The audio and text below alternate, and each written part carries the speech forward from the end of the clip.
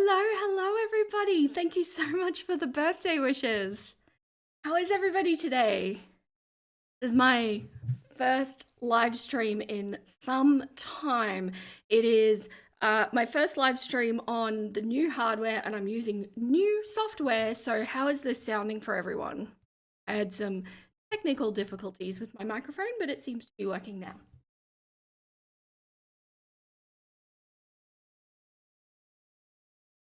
You have your tea? Hello. Hey, literal moon. Good to see you here. And all of my members really love the chicken butt emoji, and I'm so glad to see it being used.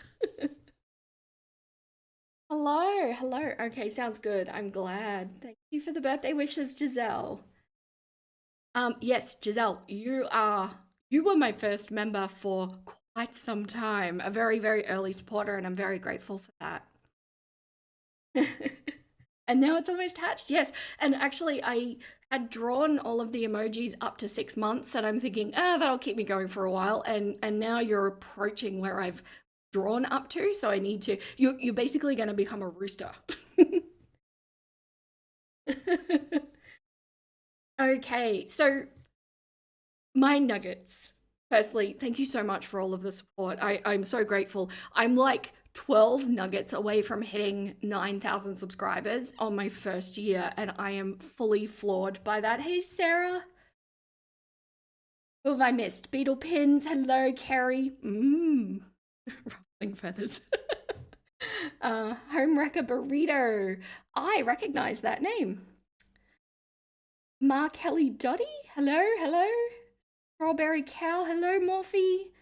Arix. What is that? Arixeni? Here? I'm sorry, I butchered that. Hello, regardless. Hello.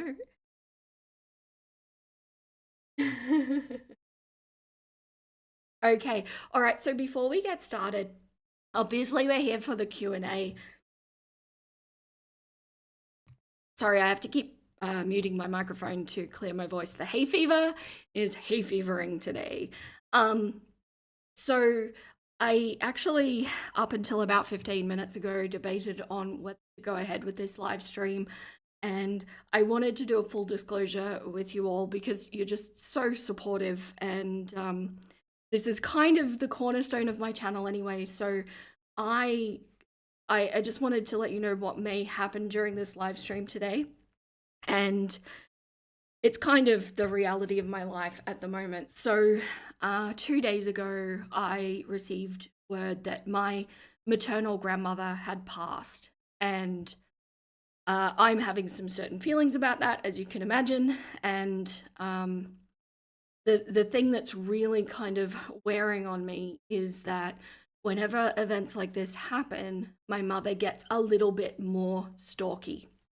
And I am kind of expecting low-key police to turn up at some point to do a welfare check on me because she likes to tell the police and waste their resources that I am in a coercive, controlling relationship and that I need to be saved, which is absolutely, of course, not at all anywhere near the truth. She is the coercive abuser. And thank you so much. I mean, to put this into context, I really haven't spoken to that side of my family in a very long time, but it hit me unexpectedly hard. And I don't want to be crying on live stream, so that's not going to be happening. So, and it's really, really horrible for my husband because he is such a good man, and to have to stand there and justify to a police officer that you are not an abusive cluck that's really hard on him too, and it's just horrible. I even tried calling the police yesterday to say, hey, I think this might be coming in. Can there be a note on my file saying that, this is totally unwarranted? But unfortunately, police have to. It's like their process. I can't stop it from happening. They have to cite me and make sure that I'm okay, which I am for the most part. But to have that on top of grieving is rough, as you can imagine.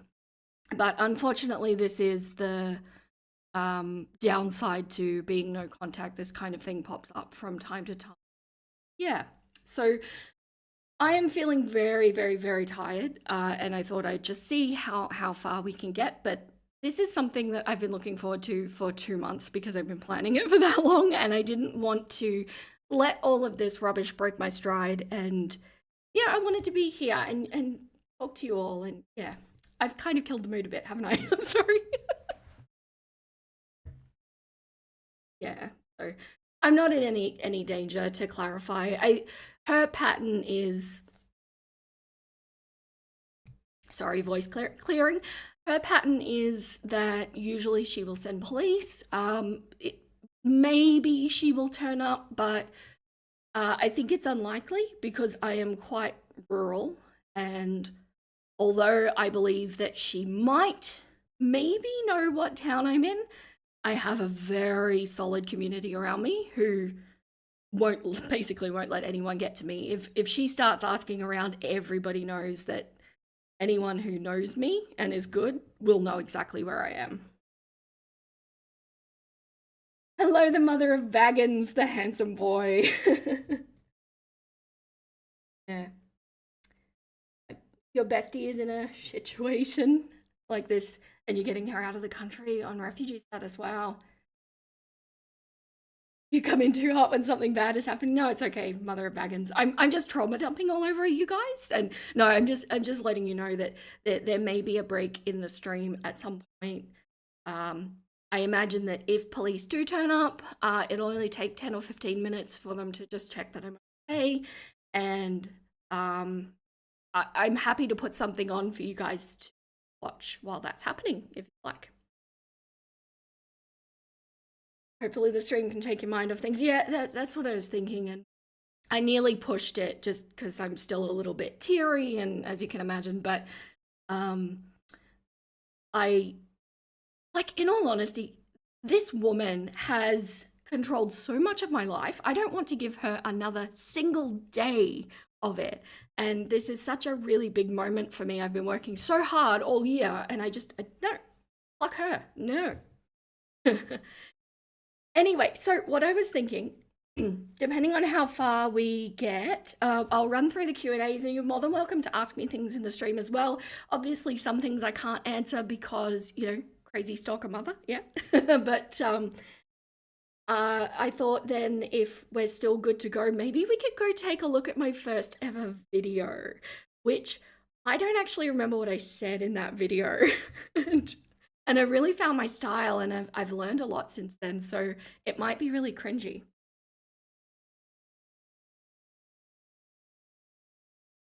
Oh no, thank you, Kelly. I don't feel like I have to be here. I'm here because yeah, and you are all like my favorite people. So you gotta head out, Moon. That's okay. Thank you so much for dropping in and saying hello. Hello, wanna be human. Yeah, video rewatching, maybe. Okay, so let's get into this. Now, I did have, I'll just make this a bit bigger, one moment. Good. I did have another invitation to ask questions in this post. There was just one that I wanted to highlight because it will get answered in the other post. Where are we? It was like, why chicken? Let's see. Where'd it go? There. Okay, blue but just for the views. Why chickens? I will answer that. So thank you so much for your question. I just wanted to address that one separately because it was sitting in a different place to the others. And yeah, this one.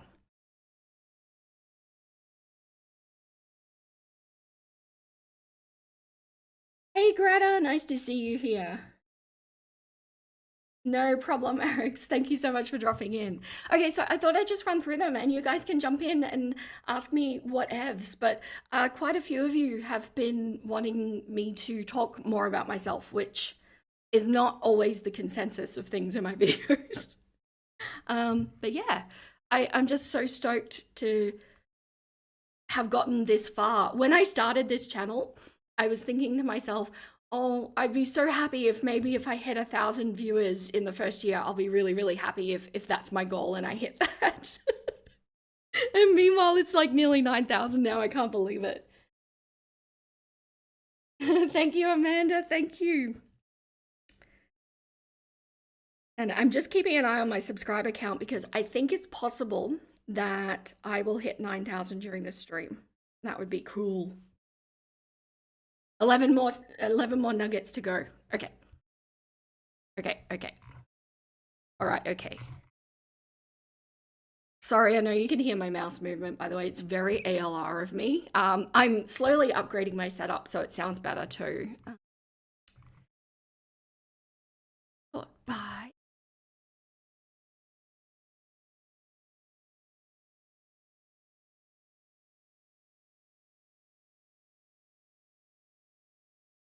So well deserved. The ankle. Yeah, the ankle shouted me out. I saw that. I. What pronouns does the ankle prefer to go by? I went into their video and thanked them for that. That was a really lovely shout out. This is very ALR of you to ask. What's my favorite color? I'm gonna sound like such a pick me girl. It's black. Black is my favorite color. I am a 90s goth and it never really wore off.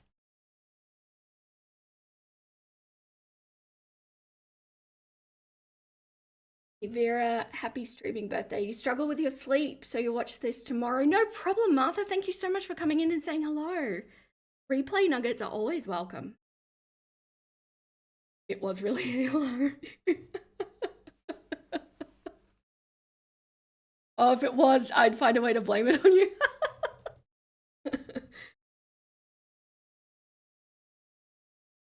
Not sure, but sorry, you're not sure, but I'm a chicken with an ankle monitor. A fellow goth, yes, Morphe. I am. I'm a bit of a country goth now, so it's very functional. It's not as exciting as it used to be when I was in my teens, but I am presently sitting here in all black. You mean to say they were the 90s goth? Tiger, you have a clucked up family too. You get it. I'm sorry. Yeah, it's super fun. It makes life so much more interesting than it needs to be. Black is indeed the best color. You're a baby bat. Functional goth, yeah. Because, like when I was a teenager, I used to wear a lot of like, black lacy, flowy things, and roosters really don't like that. They have some strong opinions.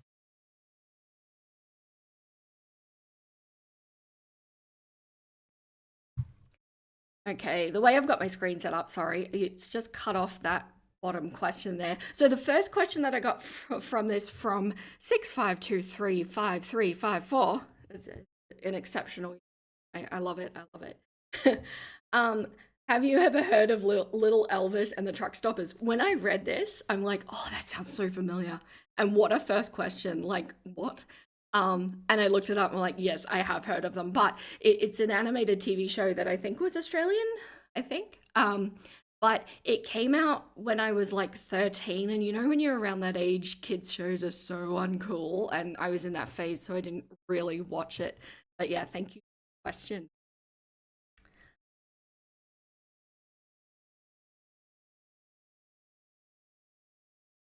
That's such an odd fact. Why do roosters not like black flowy clothes?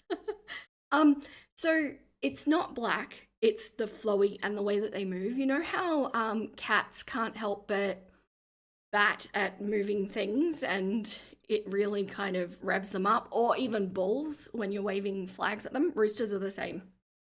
So they have trouble perceiving that our clothes are part of us and they think it's something on us that they need to defend us from. They call you Little Elvis. Oh, there you go. Hey, Megan. I don't want to disclose where I am if that's okay. Just that I am in Australia and I am rural. Alex, you have a rooster that despised spots. Yeah, some roosters get really opinionated about fashion. They really do. Oh, awesome, a fellow Aussie. That's always good to see. Don't have chickens, but you have cockatiels, and your cockatiels are the same. Yeah, they can get really fussy with things. Um, Sarah, don't make the mistake that hens are any better. No, no. Okay, so Sia Luna said, "What was the last concert I went to?" This is really embarrassing. I'm going to answer the last concert I went to, but I'm also going to answer what concert I wish I had have gone to last because um I do very poorly in loud arena filled, you know, populated places, and so I don't really go to concerts. My last concert that I went to was the Eurythmics in like the year 2000 or something like that. But for the record, Annie Lennox is astounding. So, so good. But I do wish that I had have gone to a Hailstorm concert. Hailstorm is one of my favorite bands of all time. And right before, oh, sorry, right after I moved into the middle of nowhere, they did a tour in the city that I had been in, and I was just gutted that I missed that. It wasn't going to be possible to get back. You have land, you want chickens and ducks. You should get chickens and ducks. Ducks are so funny. One of your friend's dogs really likes fur. Beware if you wear a furry jacket. Yeah, he'll try and steal it. Yep. You're so proud of me when everyone was crediting you for the lawsuit info. Yeah, it was kind of unfortunate timing on a couple of things. It's like it was nice when they started shouting me out. Oh man, it's been a while. I don't you don't do live music anymore. You think the last one was Billy Bragg? I don't know that person. Ducks are neat. So are hens. Emotional support makeup asked, "Am I vegan?" I assume that's probably because of the chicken things. I'm not vegan because I eat eggs, but I am a vegetarian and lactose intolerant, so I guess a lot of dairy is off the table anyway. But yeah, I don't like to be preachy about it though. I think live and let live.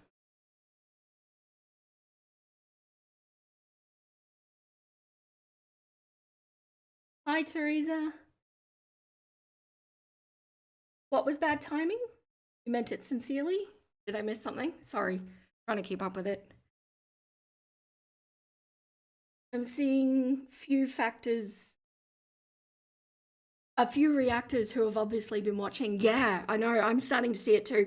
I must be reaching some sort of critical mass where um, people are actually outside of the people that are willing to give little channels a chance. Bigger ones are starting to come on board. Hey Lola, hello. Thanks for coming in. Wanna be human. Like that. Some of your usernames really crack me up. I really enjoy some of them. What are some of the most important lessons you've learned in life or advice you'd give to others? So I speak about a huge amount of it. There's three pillars that I would go back and tell my young self. Two of them I've talked about a lot, and one of them I haven't. So obviously you've heard about the you don't have to do everything your brain tells you to do. My brain can be very unfortunate at times, and it just does things like that. That I always thought that I'd have to act on, much like ALR does. And oh dear, I've fully blanked. Other one I Oh, yes, motivation is fickle is a really, really important message. But the one that I don't or haven't talked about yet is probably, I think, the most critical way to be happy in your life, and that is to always be looking after your future self. So if you're ever in a moment where you're like, oh, I don't want to do this right now, I'll do it later, do it now because that way your future self can enjoy the guilt free. It's like, you've got your weekend, you need to do a bunch of housework, do it first, look after your future self so that your future self can rest on Sunday or whatever. Hey, little channels are speaking what we're thinking. Almost seems a little too quiet with the tea over with the reactors. What do I think about the Ariana Grande situation? Are you referencing her weight? Or is there something else going on? Alison, you love my thoughtful commentary. Thank you so much. Hey, you want to be humans here? Hello. Okay.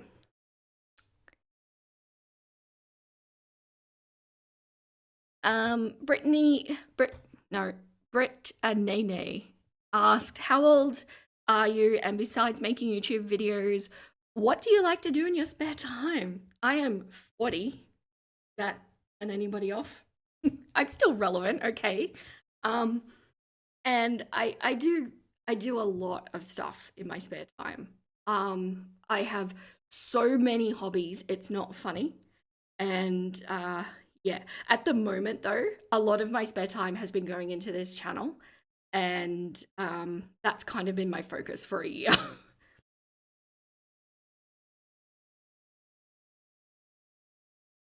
It's a bit deeper than that. Super interesting. Okay, I'll have to look into it. I did notice I did notice her weight is concerning, but I don't want to just like come on here and speak about somebody's weight necessarily. Actually, somebody who's famous that I would be interested in covering is Britney Spears. Although her situation was much more severe than mine, there are some strong parallels, and yes, I have a lot to say about Britney. Okay. Beth said you said you had previous experience with making social media content.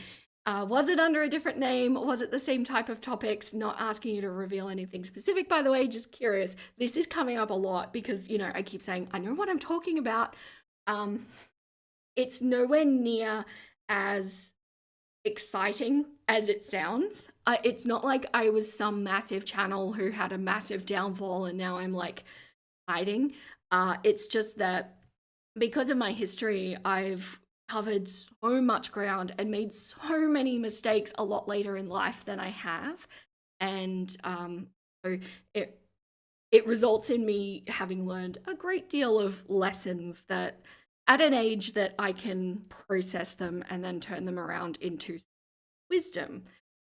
So I do have a lot of experience with social media. I was doing something under a different name, and no, it was not in Girl World or any sort of reaction content. I've actually gone viral now on all of the platforms, and believe it or not, Facebook is the most heinous of them. Britney Spears, yeah. It's just I don't know. Everybody just wants to book her for what they can get from her, basically, and it's so unfortunate. Um, but yeah, this question comes up a lot for me. No, Facebook is not a nice place, not at all. Um, so yeah, no, totally unrelated. Nothing interesting. I've wiped it all. I was doing a lot of content before I was kind of, I think, mentally ready to do that, and I found that it was really affecting my mental health, and I wound up deleting it all. That was years ago, and this is my return, I guess, kind of. Left Facebook a couple of years ago. Yes, it is ridiculous over there. It really is. It was horrible. The best viral experience I've had was on YouTube. YouTube enables you to build a much stronger community than other platforms. So, so yeah, it's I've been around. I've been around for a while.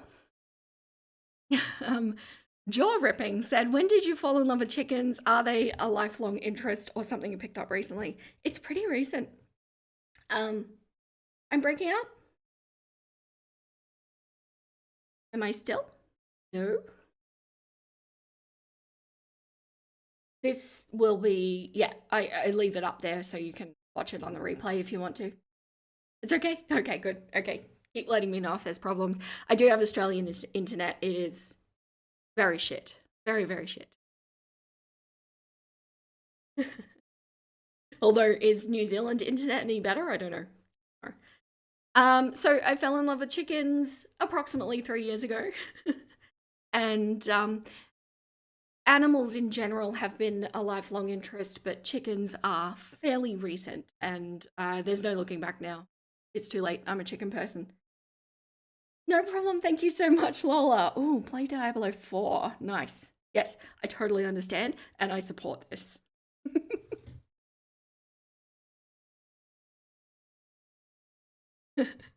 Deanna DeLuna didn't ask a question. She just wanted to support. I appreciate that. Thank you so much.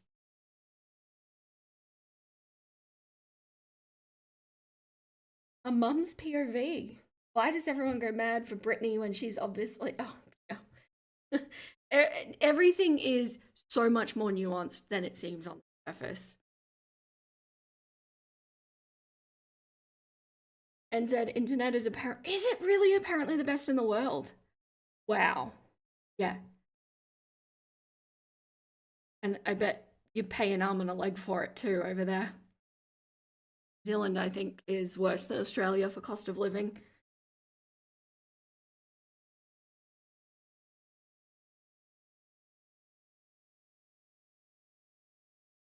Spoke about yes, Amanda Bynes. Yeah, I've been following her for a very long time. Any of those kind of child stars, they all seem to have very similar experiences.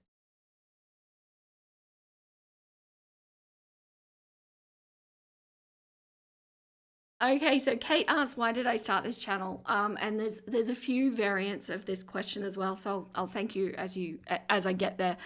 So what happened was I obviously was doing my own healing and studying philosophy and getting a lot of, how to adult, getting my shit together, basically. And a good friend of mine actually started having familial issues and a kind of a very similar situation to what we see with ALR, where she's constantly stuck in the planning stage and just can't seem to get her shit together and all that. And I said, you need to come and stay with us for a couple of weeks. I'll run it through with you. I'll tell you everything that I've learned, and we can work on this together and get it going. I was very naive. And I thought in a couple of weeks I'd be able to get her on the right path. Turns out she's still years later now caught in that loop. And that inspired me to start writing a memoir about my experiences. And I thought, what if I can just help somebody? And then I thought, I don't want to write this memoir and have it be lost in the void of, obscurity. And that's when I thought maybe a YouTube channel would be the best route to kind of get my message out there, and just with the intent that maybe somebody could learn something from my experiences, and maybe that would help them, because my past self would have benefited greatly from this channel. And I thought, what if I just throw out all of my information and people can grab the little bits and pieces that work for them and that resonate with them? And I was hoping to help one person, and it sounds like I've helped quite a few more than that. And so that's what made me start this channel, basically. Just trying to pay it forward.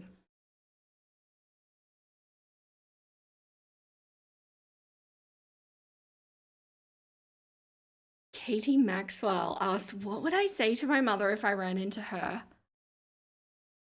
There's more. Might you ever tell your story regarding her in more detail, and just your childhood in general?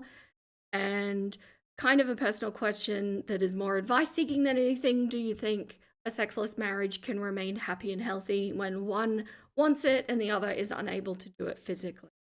Is unable to physically do it? Oh, I feel unqualified, but I'll give you my thoughts, but I'm not a therapist, so do take them with a grain of salt. So, starting with your first question, what would I say to my mother if I ran into her? Absolutely nothing. It's completely futile to bother having any sort of conversation with her. There is a huge amount of delusion on her behalf that it really just winds up in heartache to try and communicate. So I would walk away. I wouldn't say anything. I don't need the closure. I don't care if she does. So yeah, it might sound cold, but that's kind of how I feel. Oh, you love that. Thank you, Mark Kelly. The noble way to go about starting a channel. It's also the cornerstone that I try to hold true as I move through the videos, and probably why so many of you say you humanize and you speak about them in such a respectful way is because I am in essence speaking to my past self. Your dad's a narcissist and it's taken you 34 years of your 35 years, yeah, to learn that there's absolutely, yeah. Yeah, you get what I mean. Actually, my mother doesn't even know why I'm not speaking to her. Um, she, I'm sure, has concocted all manner of things. That's probably why she goes to attacking my husband, because she perceives that's what shifted. Um, and but I haven't explicitly said this is why you are out of my life, because there's just no point in it. It'll get turned on me and it won't be heard. So, Alison, are you comfortable with talking about your past? If just ignore this. Um, you've just mentioned it a few times and sparked your interest. Absolutely, I'm comfortable. I am an open book. This is the point of my channel. Um, Outside of really specific details that will dox me, I'm happy to speak about any of it. Really, feel free to ask any questions. Yeah, they can't comprehend it. It's pure delusion. Exactly. You had your narc dad pretty figured out by 25. Alex, that is ahead of the curve. Well done. I was 26 when I went no contact, but the understanding it took a lot longer than that. So regarding telling my story in more detail and my childhood in general, so as I mentioned, I am writing a memoir, but it's really, really slow going because, as you can imagine, it's so taxing to go through that. And to go through, the specific childhood stories and things like that. And it is something that I like to talk about on my channel, but believe it or not, out of everything, that is what I get the most complaints about. You talk about yourself too much. I even had one person say to me, if you need permission to start a vlog, then this is it. But this channel is not appropriate for you to talk about yourself. I didn't realize that I needed to run my channel past you. I do apologize to that person deeply. So because it does seem to be quite conflicting for a lot of people, I kind of try to keep it limited. If you watched my first Gypsy Rose video, I even said in that video that I'm about to speak about myself a lot more than I usually do. So I'm going to give you a time code that you can skip it if you prefer. And I still got comments on that video saying, you don't have to talk about yourself, You like me talking about myself? It's human, it is. You do whatever you want to. Yes, it's my own channel. That's what I think too. And I think I am open to criticism or feedback, but not if it's going to be addressing what makes my channel unique. And my perception on things is what's unique, because fortunately not a lot of people have gone through what I've gone through in childhood. So regarding the sexless marriage question, I think this is possible. So when one wants it and another is unable to physically do it. Now, this doesn't specify whether it's actually physically unable or whether it's psychological trauma or, whatever. There's so many variables here. I think when it comes to marriage in any context, communication is key. And I think so long as two people can remain on the same page and two people can agree that this is how it's going to be, absolutely, I think this could be a thing. But if the person that wants it, if it's their literal love language and they're going to be losing a part of themselves to be in that marriage, it may not be compatible. And sometimes when it comes to marriages over time, you grow and shift, and sometimes you grow and shift into people that aren't compatible anymore, even though you used to be. My husband and I are super, super fortunate. We have both done a 180 on the people that we were when we met. And fortunately, we both still like each other and still really appreciate who each other are. And I don't know how common that is. I think when we grow as people, which is natural, it's not always necessarily guaranteed that you're going to grow in the same way. But my point being, I think communication is the most important thing, and what you discuss together and come to together is going to be key, and maybe couples therapy is more important in that situation.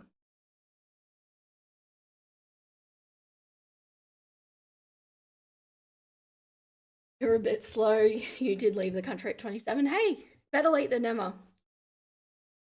You already love this channel, but speaking about yourself would be so nice as long as you're willing to. You had a wild upbringing yourself, so that's something else you can connect to with this. Yeah. Hello, French Renard. You didn't go no contact until you were 39. It literally never occurred to you that you could do it. And yeah, wow. Isn't that conditioning powerful, Greta? Well, not wanting you to talk about yourself is so odd. I think it's odd too. Every time you talk about your experiences, adds context to the. Exactly. Communication. Yeah, it so is. And going no contact is really tricky too, because I don't know about your situation, Greta, or anybody else that's in this conversation, but for me, I knew that when I made the decision to go no contact with my mother, it was actually making the decision to go no contact with my entire that side of my which is why I hadn't spoken to my grandmother in quite a long time. And it's a tough decision, because that means that people get caught up as collateral damage that don't necessarily deserve it, and you leave behind people that you might really love and enjoy being around. But you know, in my case, that whole side of the family is problematic to a point, but I knew that any little splinter that was in there, she would manipulate, get in. You're the same, Greta. Yeah. Except for one person. Good for that person, by the way, that they're able to compartmentalize in that way. I think a lot of people will be able to. Hello. Oh my gosh. What is your what? Okay, I need to. Dyslexia has entered the chat. Sorry. Oh my god, it's Monica. Oh, Monica. Okay, gotcha. Yep. Hello. America Burrito, you're the same, except for your brother. Oh wow. Yeah, the manipulation.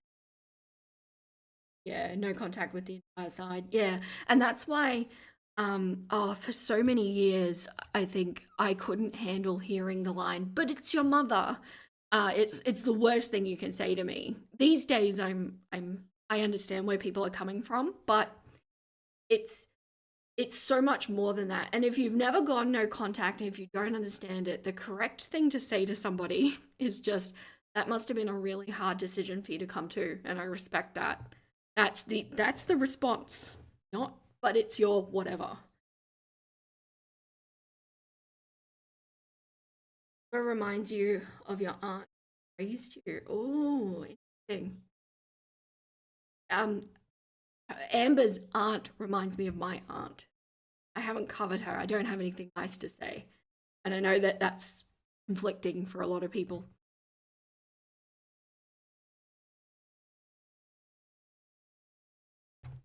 I'm just rearranging myself. Bear with me. You went through the same thing. And unfortunately, when it has to be done, it just has to be done. Hello, Bebe. Morphe, contact with your dad. Understand in a way. Yeah, every situation is a little bit different for sure. And I don't think there's any, solid set of rules around this kind of. Oh, Kate. Is that Kate? Are you Katie? Is that what you're. Am I putting that together? Married pop-ups. Antiviruses are acting like viruses. Um, weren't married 5 years. Oh, right. ALR size. Wow. Then he started losing weight and getting attention. You weren't good enough. Oh, that's heartbreaking, Kate.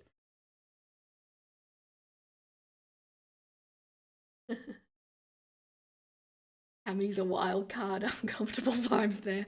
Look, honestly, when it comes to Tammy, I just question. I understand what she was trying to do, but I question anybody who goes to reaction channels to do this sort of thing. That's all. I just question the judgment there, and I'll leave it there.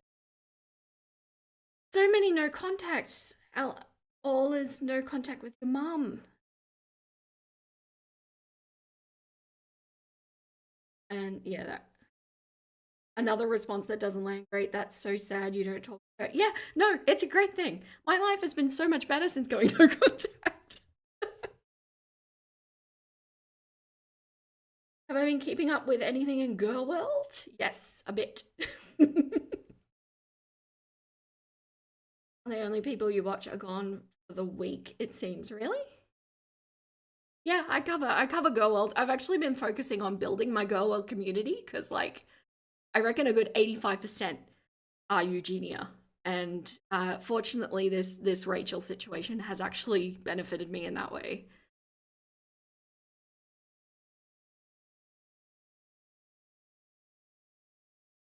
Because you talk openly about it a lot. Anyone who could really understand, yeah, people don't. And no contact with your dad. Jeez. And a year and a half later, he off exited. And I think Mark Kelly, I really believe with that sort of thing, no one person can affect that. That is such a much bigger problem, and it's way oversimplifying it and doing it an injustice to blame it on one person. So I hope you don't blame yourself, really. You only watch Geordie and Alex. Well, little, now you can watch me. You haven't watched my Gypsy Rose videos? You need to be in the right headspace. Personally appreciate the added. Yeah, I agree. I find Gypsy Rose tricky. My Gypsy Rose videos, just a heads up, have been quite controversial. A lot of people believe that I have not taken the right stance with it. I am going to continue them because apparently there are a whole bunch of records. I've saved them all. I haven't looked at them yet, but apparently they will change my mind, which I'm always happy to do. You know, I'm happy to say I'm wrong if I'm wrong. But yes, it's interesting how people interpreted that one. I don't like absolutist thinking. I think that it's wise to look in the grey of things. Oh, good, you don't blame yourself. I'm glad. As horrible as it sounds, him making that choice was your escape from him. I I understand, and as controversial as this sounds, I wish that I was going through a different scenario that's playing out right now in my life. I wish it was a different person.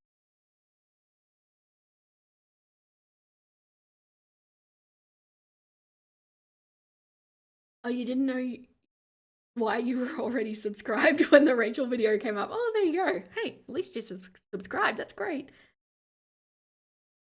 Watched. Oh, you do watch me. Oh, thank you. You watched your last video, Rachel video, and yeah. I do like to cover Amberlynn. I really want to go through covering Candy more as well. It's just difficult when I don't have the community there to watch it.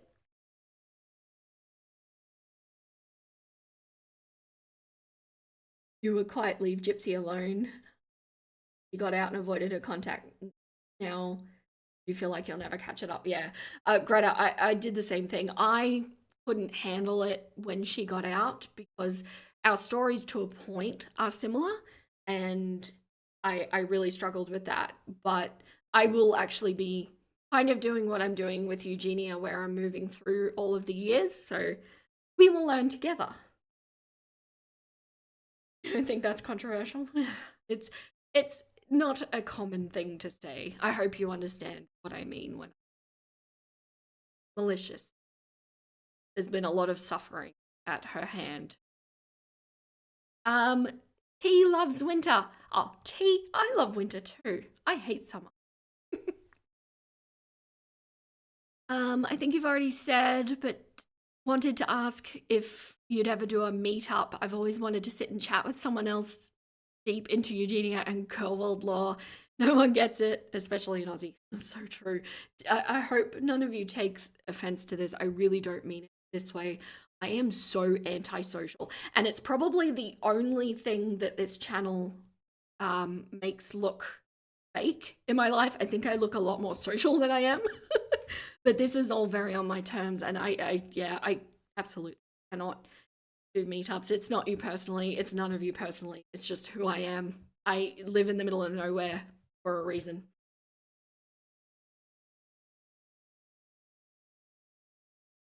You don't even want to meet up with your coworkers. French, relatable. You're antisocial too, yes. Homework burrito, that was you. That was your question. I'm so glad you understand. I really appreciate it because it sounds, I know the message sounds like, no, I don't want to see you. It's not what I mean. It's just everybody. I'm a bit silly. Like, I've always been like that. Summer Rose, thank you so much for the question. What inspired you to create the channel? I knew there was another one. I appreciate that. Already answered that one. Just so you answered your. Yes, I did answer your question. Eurythmics. Yeah, they were doing their comeback tour after doing like quite a big hiatus, but no, they are really good live. Really, really good. But probably not the concert I would choose to go to now. Co-workers are the last people you want to hang out with. Hiding the fact that you're not actually a Chooken. I am so sick of these rumors going around. I'm not a human, guys. This is clearly, look, I'm on the screen. I'm clearly a Chooken. Okay? Hey Alex, thank you so much for the birthday wishes. Sarah, question, if you could interview anyone dead or alive and you could get 100% truthful answers, who would you interview? Ooh, that's fun. That's really fun. I have to admit that I'm always a little bit intrigued by Marilyn Monroe, particularly surrounding,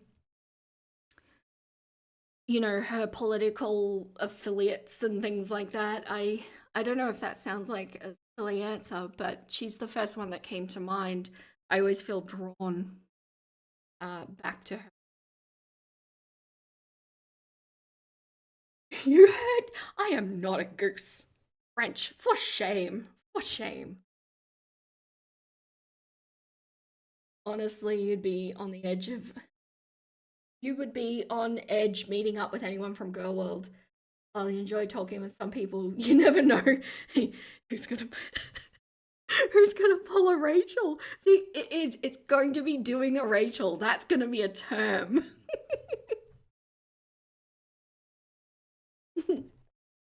She's not a goose. She's a silky chicken. Silkies are beautiful. What was I up to? Dead Poet of the Year. Dead Poet of the Year has been a very long-term supporter of mine. Some people that were, I think I coined my first 86 nuggets, OG nuggets, Dead Poet of the Year. As is Greta, right? I think you're one of them.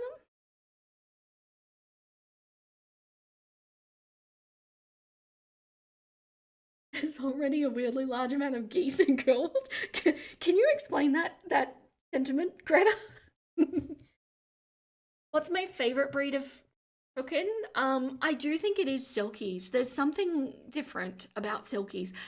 Almost like, you know how wolves are not dogs? I was gonna say dingoes, but then you guys are talking about like they're canine, but they're not dogs. Silkies are like not chicken, but they are chickens, if that makes sense. They're special and very entertaining.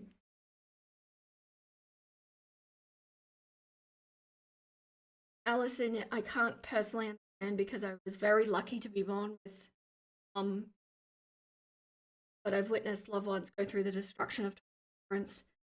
I hope I can be an okay mom for your kids. I think the intent matters a great deal, Alison. I'm really glad that you had the childhood you did. America Burrito, can I ask, what are your thoughts on dissociative identity disorder? I have this diagnosis, obviously, I believe I'm Monroe, and you believe Marilyn Monroe and Brittany have it too. Yeah, maybe. I don't know. Like I have done a lot of reading on DID, and I do understand it's a very controversial diagnosis. I am not in the camp that believes that it's a thing, but I am really not well enough educated to be able to discuss. Other than I think it would be absolutely rough to have. That's kind of all I've got. I'm sorry. Hey, strawberry flavored antifreeze. Hello, one of my newest members. Thank you so much. No, homewrecker burrito. The dingo did not steal your baby. The dingo ate your baby. Yes.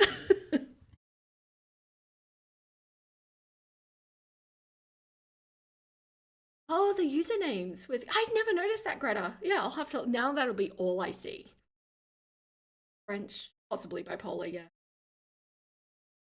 Else we'll all live vicariously through you. Yes, we will. We are a bunch of traumatized little nuggets running around here, but apparently everyone, this might be a hot take, but happy childhoods did actually in fact exist for some people. You had a chicken nap on your shoulder once. Oh, it's the best feeling. Like stripe kind, not sure what that is. You love them so much. Yeah, since chickens are great, absolutely great. Until they go broody and peck your hands and make them swell up. Yeah, so sorry, I was getting to Dead Poet. Yeah, that's right. And then I got distracted. I would love to know about other projects since you said, I think you said you do writing. I'm saddened that Remo closed down last time was the final year. Did you ever take part? I am really, really new to writing. So that's one of the more recent hobbies that I've picked up actually for this channel or just before this channel. And I'm learning. So I'm not in any circles of any kind. I'm just having a crack at something, basically.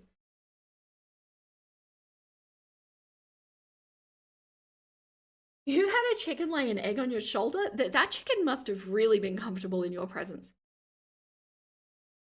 Um, the stripy ones, no. So bantams are referencing a small breed, you know, like teacup in the dog world. Bantam means small, and uh, you can have bantams of any breed, basically. So yeah, they can come in any sort of color. You have to run, no worries, Homewrecker Burrito. You'd be part of it. You'd be a replay nugget. No problems, Morphe. I understand. Watch the replay. Thanks so much for coming in, both of you. You want to own a chicken or two, but you're in an apartment and they don't think they allow chickens. You know, you can get little diapers for them and they actually do fairly well inside. You just know silkies are the fluffy ones. Yes, exactly. Exactly. Emotional support makeup again. One more. Any pets, chickens or otherwise? No. Okay, so funny thing. You know I live rural. I was told when I moved into this situation that I wasn't allowed to have any pets. And I said, oh, that I'm disappointed because I was really hoping to get some chickens. And they said, oh, yeah, no, chickens are fine. They're not pets. Like, not the way you do it. Okay. So I actually only have chickens at the moment. But when my situation changes, there will be more. But there's a lot of wild animals around where I am. And we've got some really, really friendly paddy melons, which are kind of like wallabies but smaller, and wallabies are kind of like kangaroos but smaller, so really, really small kangaroos. Sometimes I remember that there are people who had normal, happy childhoods. Yes. And your brain goes ghostly quiet for a minute. Just be happy for them. It's great. Oh, you look forward to my Gypsy Rose stuff. Cool. You've changed your mind on her a few times. You look forward to my perspective. Yeah, people are incredibly complicated, and that's really what I try to drive home with my videos. It's not nothing is as simple to just say, oh, it's this or oh, it's that. There's nuance to it, and I'm not trying to say whether I think she's a good person or not. I think clearly the actions were inappropriate at best, but I am always open to having my mind changed. I love to have my mind changed, but I'm also going to be honest if it's not. I still see complexity in it. Okay, happy childhood. Oh, it didn't go sideways until your teen years. Rough. So you knew how good it could be, and then it wasn't. Strawberry cow. I love your name. You don't have chickens, but your neighbors do, and sometimes they hop over the fence. Yeah, chickens will do that. Um, feels like enrichment for you. Funny you should say that. I actually find that being in the presence of chickens keeps you really present, so it's almost like a meditative activity in a way. Your mum is the chickens aren't pets, people. She even calls the pigs she has pork. Oh, I'm gonna go feed the pork. Oh dear.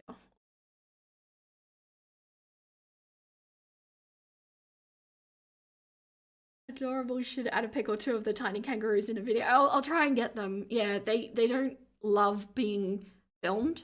It's like they know. I don't know what it is, but there's a little girl who has recently just moved in, and she's got a baby in her pouch. It's so cute because it's spring at the moment, so spring things are happening. Black and white. Oh, Plymouth Rocks. Yes. Okay, I'm familiar with them. Like zebra. Cool. I don't have any. Actually, I don't think they're popular here.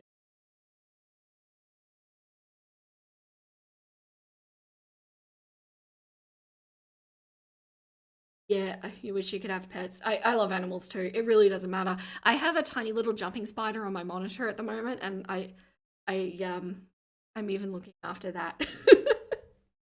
You want to see the baby in the pouch? They're very, very aloof. It's so sweet though. Your ex-husband's still partner's family used to babysit the orphan lamb from their farmer's name. Oh wow. Don't call them lamb chops. Oh, Um, so my silky, you guys might appreciate this. This is such a tangent. This is not where I envisaged the stream going, but you're actually doing a lot to cheer me up. So there's that. Um, so yeah, little spoods. I call them spoods too. So the silkies are all in their own coop, and there's 5 of them. Um, and recently, 2 baby bunnies have been orphaned. And silkies are so maternal that they'll just take on anything fuzzy. And so now my silkies have 2 pet baby rabbits. They keep going into the coop.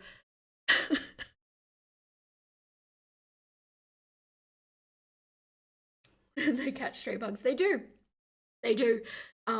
This is gonna horrify a whole lot of people. There is a huntsman in my house at the moment that I've completely lost track of. I assume he's cruising around. I call him Boots because he looks like he's wearing boots. And he's somewhere. I don't know where. It's the cutest thing you've ever heard. I know. My silkies have pets.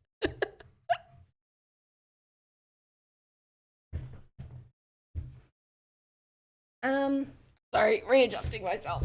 Oh, I always edit all that out. I like to move around a lot. Am I planning on making videos? Sorry, this is from Stark Serenity. Am I planning on making videos on other people or topics? Yes, yes, yes. It is a time issue at the moment, but I really want to, as I mentioned, cover Britney Spears. I also want to see how Johnny Gilbert would be received. Kind of, am I in the Eugenia space? I also want to try my hand at analyzing the people, the like guests on Financial Audit. If you've watched that show, some truly unhinged people there that would be fascinating to talk about. And then there's my second channel that I'm planning, but won't be up and running for quite some time, because I want to make sure that this one is self-sufficient before I move on.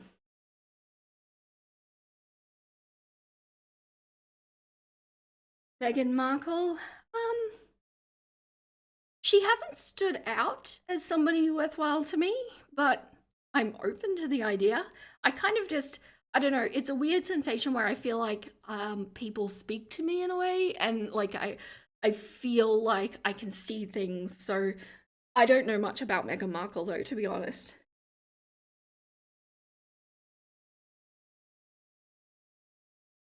Be very interested in Brittany and Johnny Gilbert. Yeah. I haven't been following Johnny Gilbert a lot recently, but I understand a lot of people don't like his girlfriend. So I'd be interested to look at that too. But yeah, Johnny Gilbert interests me. He's a very interesting individual. Be interested in both of those. Good, good. Cool. Oh, nice. Okay, so a lot of you, okay, a lot more of you know Johnny Gilbert than I maybe thought. That's good. Good. Me and Britney Spears. Yeah, I have a lot to say about Britney.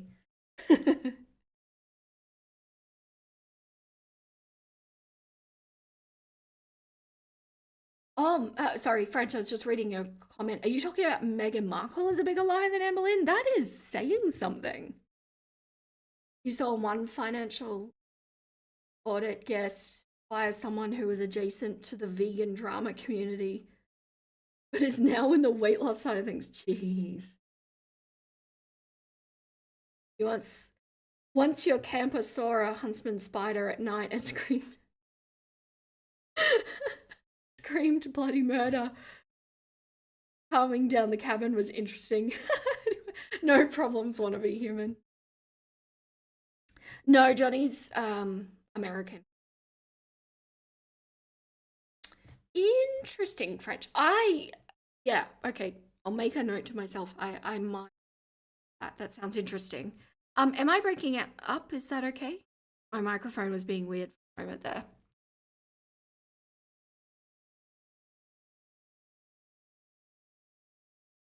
Um, Tea with Tash was just asking, so I'm a new nugget. I love your style. I'm in the UK. My question is, how long did it take you before you started getting monetized? As I'm old and I have a cooking, I'm old too. I have a cooking channel, but I'm still 400 away, so 600 total away from 1,000. I'm disabled. I'd love to make better content, but but until I'm monetized, I can't even sub to an editing software. Any advice? Oh, okay. Okay. Sorry, guys. If you didn't know, I have dyslexia, and when things are written in a speech way, it takes me a lot more time to process it. If there's grammar involved, I find that my brain can kind of compensate a little bit more. So I can read. I just hard when it's like this. I apologize. No shade on Tea with Tash. That's not what I'm saying. Okay, so this is interesting. It took me 5 months to get monetized. I was very fortunate that my progress was sped up a little bit because one of my videos went viral, and that really pushed me over the line. But that was in May. I was on track for probably getting monetized in July anyway, so it did speed it up a bit. Within, um, when it comes to making content, from all of my time on various platforms, as we've discussed, I really, to a point, believe it doesn't really matter what kind of content you're making, so long as you're playing the algorithm game. So if you notice, um, when I do a video, I then cut up a bunch of shorts and schedule those shorts over the next few weeks or 2 weeks or whatever while I'm making my next video. So that means that the algorithm is constantly being fed, my channel is constantly in activity, and it's playing that numbers game in a sense. So long as you're consistent for the algorithm to pick you up, don't feel like you need to be extra special or really skilled or whatever. So long as, and I say to a point because of course you can make trash content and not have this work, but to a point, it's just about the consistency. No problem, Mark Kelly. Thank you so much for dropping in. Greta, the video that went viral was the Eugenia Mother's Day live stream incident. I was really fortunate with my timing because we live in the future, right? Greta and I, we do. We're in the future. It had just happened and none of the Americans were up yet. So I managed to get it out really quick and it became kind of the prominent video for that particular incident.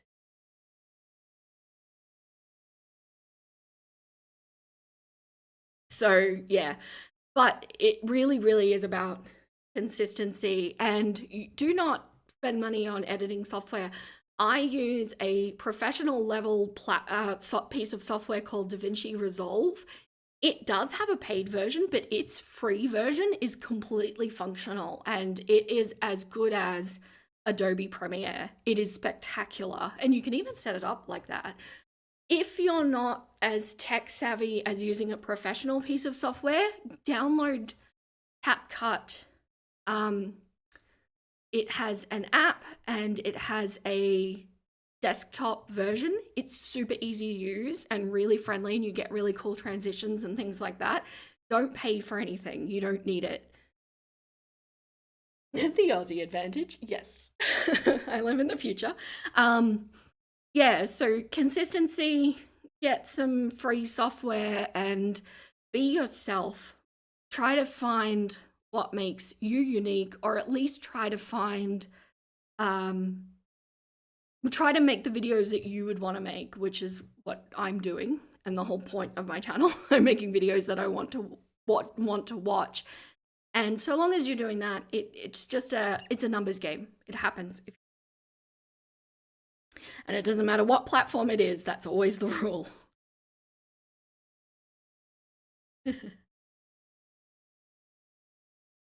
Greta, you're trying to learn video editing. You're using InShot. I like InShot. So back in the day when I wasn't doing YouTube videos, because I prefer DaVinci Resolve for YouTube videos, but I used to use a combination of CapCut and InShot. Between the two of them, you pretty much have a decent piece of software there.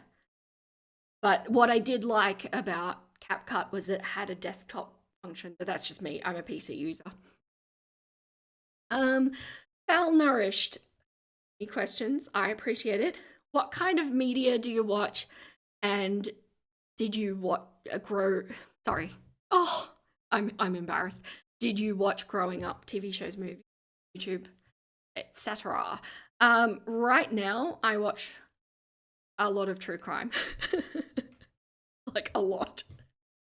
And I exclusively watch YouTube these days.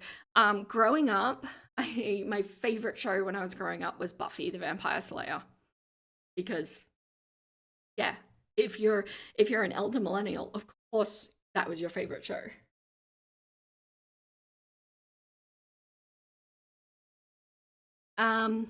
Is my name actually Vera? It is not. That is my pseudonym that I'll be writing my memoir under, and to avoid stalky mothers. Your Team Angel, oh, Team Spike French. So Vera Cavendish is my pseudonym, and it literally means freedom from the cave. And that if you watch my second Gypsy Rose video, at the end of it, I go into Plato's cave allegory. And that is kind of the story of my development and growth. And so Vera Cavendish is what it means. Team Spike, 100%, yeah. What are some of your favorite things in general? Food, probably my homemade pizzas, which I'm having for dinner tonight. I'm very excited about. Color, black, we've gone through that. Yeah, I know, I'm a quirky girl. Favorite animal, I mean, really? Do I have to say it? No, I mean, chickens are my focus right now, but overall, I also really like octopuses and elephants. And kind of for the same reason, they both have exceptional intelligence.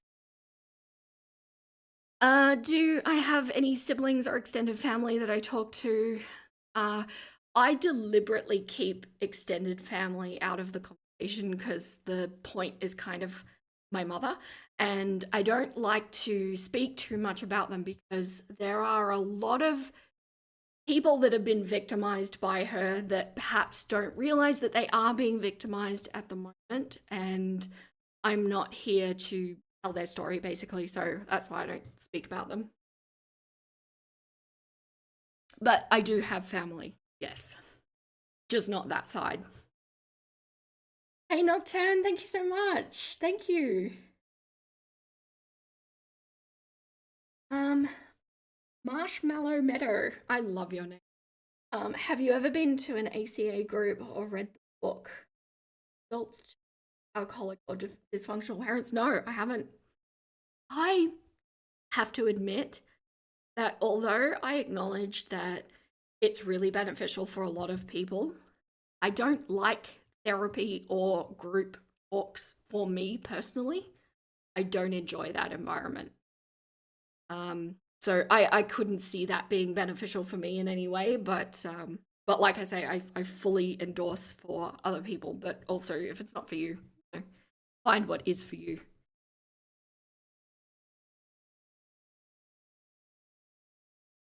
Hey Volk. Oh, thank you so much. You love my videos. Thank you. My voice is so calming. My voice. Thank you so much. I'm really glad you think that. My voice is such a hot topic for people. People either love it or they hate the vocal fry and hate it and can't listen to it. They say it ruins my videos. It's so funny. It's like nobody's there going, yeah, it's okay. Check grill. First, I want to say listening to you while doing some household chores and other things is so relaxing. I love that. So a question would be, what are your top three TV series? Yours are Supernatural, Grimm, and Has Been Hotel. I've never heard of that, but now based on your other two, I want to look into that. My top three TV series. Okay, so Schitt's Creek is by far my most favorite TV series of all time. But if I'm going through something rough, like grieving, then Gilmore Girls is my go to. So that would have to be on the list. And the third one, I don't know. Maybe I might say Orange is Black. I do enjoy that. Do you feel like ALR is sort of an American phenomenon? Or do you feel the same culture is seen in Aussie? I don't think it's just American. I really don't. I do think it's a very privileged, entitled thing. So I would say it's probably a first world phenomenon. As a fellow Aussie, you think I sound great. And you have vocal fry yourself. Vocal fry, it's just a thing. You can't. Although, one thing I notice if I speak in my lower register like this, which is how I prefer to speak when I'm relaxed, you can hear it's a lot more. But if I lift my pitch a little bit, it goes away a bit more. I sound like an animated Chooken. What does an animated Chooken sound like? Now I have to do an April Fool's video with enhanced vocal fry. Oh, that's a good idea. And polydactyl black cat. I love your name. And I will also talk about myself the entire video. Yes. And another thing that people hate is being called nuggets too much. So I will work that into every sentence with vocal fry. You love Schitt's Creek. I love it too. Yes, you can be my friend. Hello, friend. We are friends now. Hey, Emily, thank you so much. I'm trying to catch up. Oh, I'm reading so slowly. Thank you so much, Cheesy Bread. I appreciate you popping in. Lots of Canadians watching ALR reactions. Yep. Your health advice in your videos have actually seriously helped you. Oh, I'm so glad. I'm really, really glad. Killer has a category all her own. Is could be right. I agree. Hello, by the way. Chicken Run the movie. Actually quite a few Aussies and Kiwis in the Girl World audience. I know they, yes, all Aussies and Kiwis introduce themselves to me, and I appreciate that. There are a lot, yes. Schitt's Creek might be one of the funniest shows ever made. I agree, and does it surprise you based on the content I make? But I just love watching these truly objectively awful human beings just slowly grow and develop their complexity, and by the end of it they're just so lovable, and I just, yeah. It's nice to know. Neighbours, indeed. Celestial Doom, do you by any chance like chickens? No. And my sassy bear just linked me to another story because I kept forgetting and felt really bad, and I really appreciate her reminding me. So I've written that down now. Would you consider making videos analyzing fictional characters with your perspective, and if so, which ones? Oh my gosh, this is surreal that you bring this up. Scattered catechins. Oh my god. I love the name. So my husband actually just told me yesterday that he had a brilliant idea for Halloween. That is, now like 2 weeks past, that I should do a series for Halloween on a fictional character. So yes, actually, this has crossed my mind very recently. And the first one that comes to mind is Katniss Everdeen. A truly flawed human being. Fascinating though. And maybe Bridget Jones would be a good one. Hey Kim, been lurking while getting ready for work. Oh, thank you so much. You love my videos. And you found my channel falling down the Eugenia rabbit hole. Yes, that happens. Thank you so much. I really appreciate it. I see a lot of people going back through my archives at this point, and it's really nice to see. 2 weeks late. Such a husband move. You need up a video on Bridget Jones. Yeah. Maybe it could be a thing. Like your neighbors, one is an animal hoarder and the other is a psycho in a midlife crisis with a Mustang. Oh, nutty. I feel you.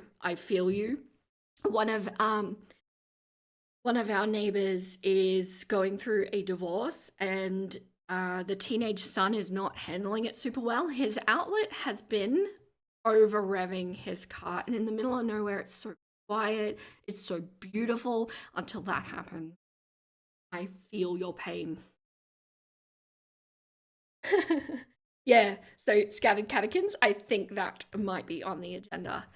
We have a German nugget, salt and pepper, and I have confirmed that that is in fact the names of their cats, and also the names of 2 of my silkies, Salt and Pepper. Are you involved in animal welfare in any way? I'm involved in animal welfare in North Rhine-Westphalia, Germany, and I also got my cats from a rescue organization. I'm not. This is just a passion project, although my ultimate goal in life is to one day have a rescue farm where people can like virtually sponsor and everything like that. I spend a lot of time researching medical treatments, things like that, and this is my ultimate goal that I want to have, but I'm not officially part of welfare. It scares your dog. It's not good. My chickens don't like it either. Lola, oh, I'm sad that I didn't get to this question while they were here. Have you seen Kath and Kim? If so, what's your opinion on the show? And follow up, how the heck can I get my twisty fingers on the DVDs? And a proper formatted DVD player to watch them. I have heard of Kath and Kim. It's nice. It's unusual. I like it. I really love Kath and Kim. I don't know if you're a true Aussie if you don't like Kath and Kim. Um, but it's an exceptional show. I don't like the American take. No offense, it's an Aussie thing. Have to be an Aussie to get that show or to do that show properly. All your pets are rescued. Great. You seen the Irish dog rescue guy in Thailand or something? No, I've never heard of that. On YouTube, Greta? One of the other girl world channels who follow sponsors rescue cats and then they hit follower goals and we get an update. Oh, until they get it adopted. I love that. Maybe you could do the same. Yeah, possibly do the same. Okay. I do have a Chooken snack crew on my Patreon. I have that, but it's not quite the same thing. Yes, Greta, there is an American version. I think they only did one season and it was like going the Office going from UK to America where they kind of just did it line for line and it doesn't hit. It needs the Aussie flavor. So yes, I like Kath and Kim a lot. You would totally sponsor a little Chookin? Yeah. Well, the snack crew is fun because basically that person is giving snacks to one of my chickens for that month, and most of my chickens are rescues, most of them.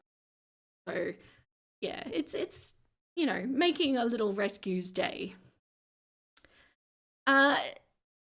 Zirea, Alex, you really enjoy my narration and takes. Thank you so much. And I'd like to know more about your chickens and whether you have other animals as well. I'd love to see some more footage, chicken footage in the videos. Animals are always good vibe cleanser. It's so true, yeah. And again, I wasn't quite sure how people would receive them, so that's why I didn't inundate my videos with chickens, because if you get me talking about chickens, that is all I will talk about. But I'll definitely keep that in mind because it seems a lot of people really like it too. But other pets I addressed in a previous question, but thank you so much. Anyone here from the Destiny live stream? Did she just go live? And she got a community strike. Her live chat randomly went off. Oh, what was she doing? Was she being naughty? Seconding more chicken footage, thank you. I love it. Oh yeah, everybody seems to really enjoy it. So, they get up to shenanigans. So, yeah. Yeah, I would say Amber is doing things to certain streams at the moment. Could have a chicken section at the end of your videos. People can skip if they want. Yeah, well, that's where I was putting the Chooken snack crew videos, and it seems to work really well. Yeah. We do not have quokkas. Are they not the cutest things, though? You don't know how common they are, but they're smiley teddy bear looking marsupials. Makes me want to live in Australia. Yeah, I think they're only in one specific region. Don't quote me on that. Maybe someone can Google, but no quokkas near me, but they are.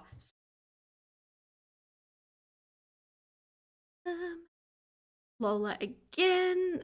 We do. Oh no, she was just elaborating. Nickelodeus, another very, very, very, very long-term supporter. Yes, quokkas are in Western Australia.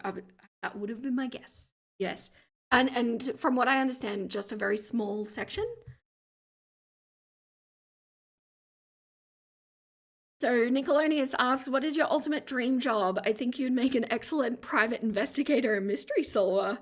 I imagine you with the Scooby-Doo mystery van riding around with your chickens along for the ride, cruising the internet for clues."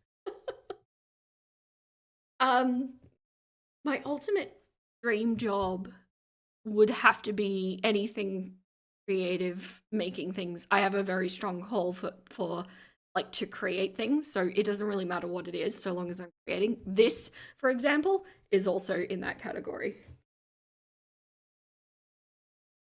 Surprised they survive in the place. They look so inoffensive. Yeah, yeah, they do kind of scream helpless prey. Yes, on the island just off Perth. Yeah. Oh, you get them on the mainland too. Oh, so you're in Perth. And catechins. Cool. But they're much harder. Yeah, they're such cute little things. They look like they're always smiling. Chantel's cigarette. That's a name. Thank you. I recently found your channel from Eugenia court documents video. A couple of questions I've already seen below. So I'm going to ask you, what would you like to share about yourself that isn't already known? Well, I was thinking about this. There's two things maybe that might be interesting. One, I am of a very, very, very diversely mixed genealogy sort of background. Just within the last 3 generations, I have English, Scottish, German, Italian, Chinese, Maori. Oh dear, I'm forgetting. No, blanked. So I am very, very mixed race, but present Caucasian. So yeah, it's all over the shop. And the other thing, I may or may not be presently on a health journey with a chicken. One of my chickens needs to lose weight because she's gotten a little chunky and it's not healthy for her. So she and I every day go and walk, and she scrats around and gets active, and I walk with her on the spot, and I can usually do like a good 3Ks just doing that. So yeah, I exercise with my chicken.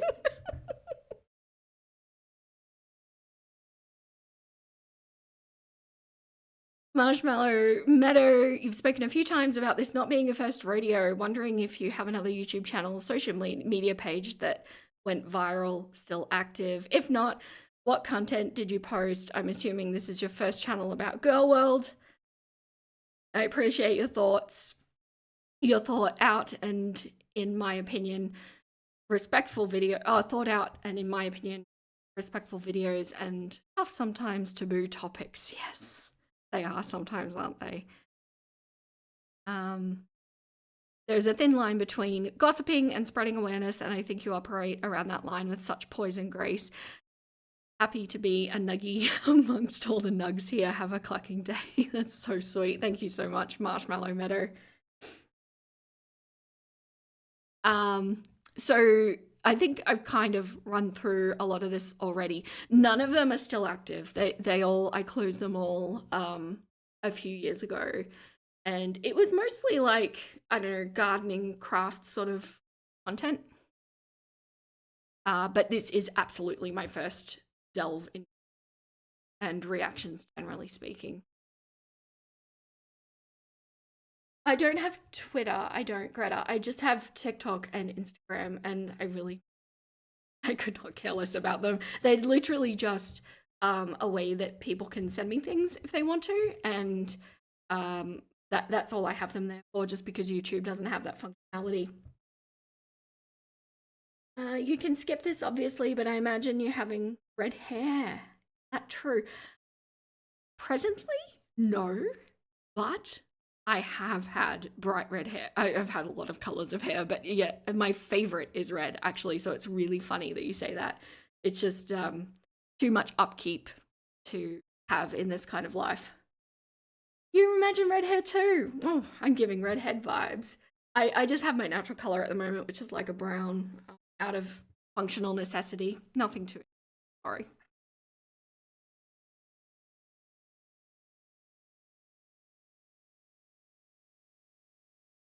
Hey boy Tiger Rockin', thank you so much. Bex, Bex, I guess AUPP. I don't know. Hi, Bex. Hello.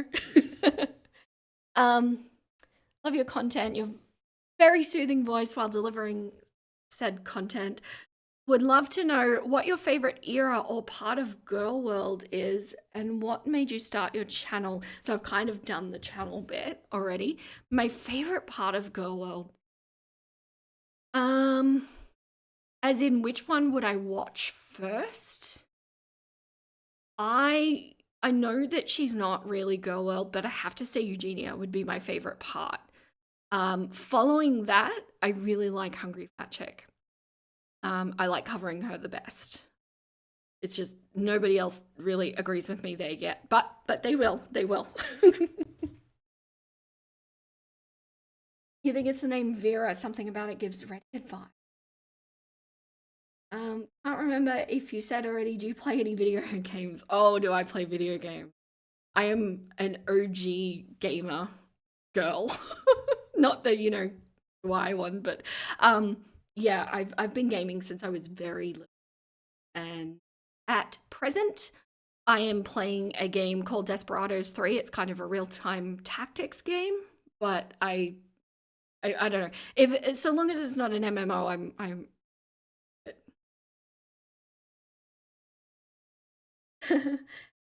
Hey, you're a dyslexic nugget too. Yay. Oh, and today is your birthday. Yes, that's right. Happy birthday. Oh, look at us both being dyslexic together. It is I learned really, really late in life that I was dyslexic, so it's a weird kind of makeup game for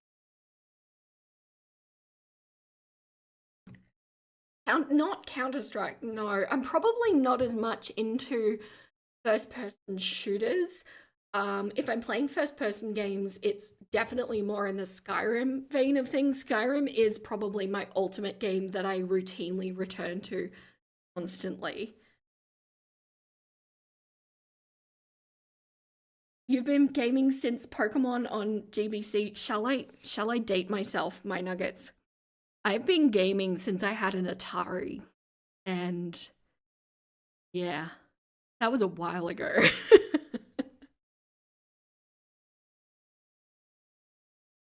Which came first, the chicken or the egg? I do believe Bit Flips that they proved that just recently, and it is indeed the egg. And finally, oh, that's right, Nickelodeon. It's not a question. Was just suggesting ideas for a live stream, which is awesome. Nickelodeon, by the way, if you didn't know, is the nugget that coined the verified and unverified pun, and I use that. Nickelodeon is very cool. Your dad had an Atari. Am I your dad's age?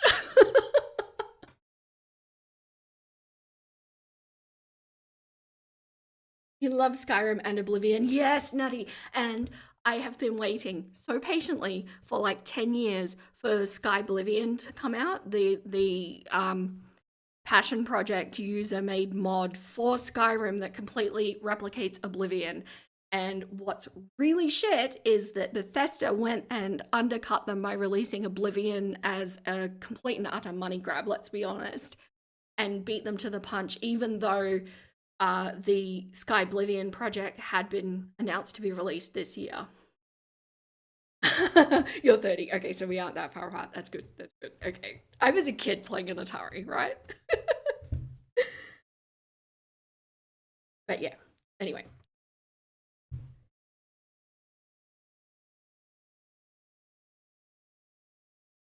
Sorry, guys, clearing my throat there. Yeah, it was. It was. And I don't know if you heard, sorry, I'm just going to get into a bit of gamer stuff here. When the project approached Bethesda for permission to make this mod, which is an incredible mod, Bethesda basically said, yes, you can, but you can't use any of our assets. You have to, recreate them all yourself. It's just, I don't know, Bethesda. Losing the plot. Okay, so how are we feeling, everyone? Do you want to just keep chatting, or do you want to do a live react to my first ever video, which might be super, super awkward for me?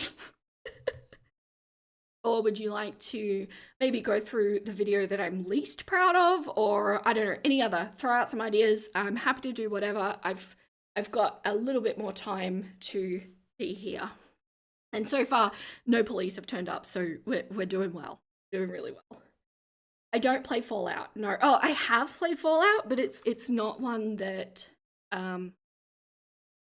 has like captured my attention a great deal. Modders are the backbone of the gaming industry, and it bugs me when developers steal the mods and make them DLC.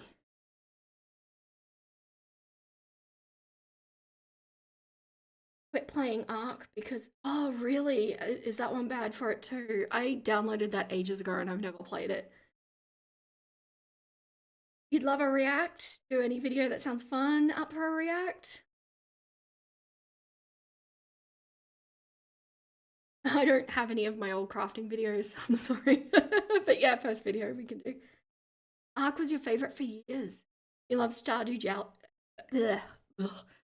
Valley. And I got caught up on the Valley even though you didn't say it. Oh, you love Stardew Valley and the modding community. Yeah. My Skyrim, I don't know any mods I have.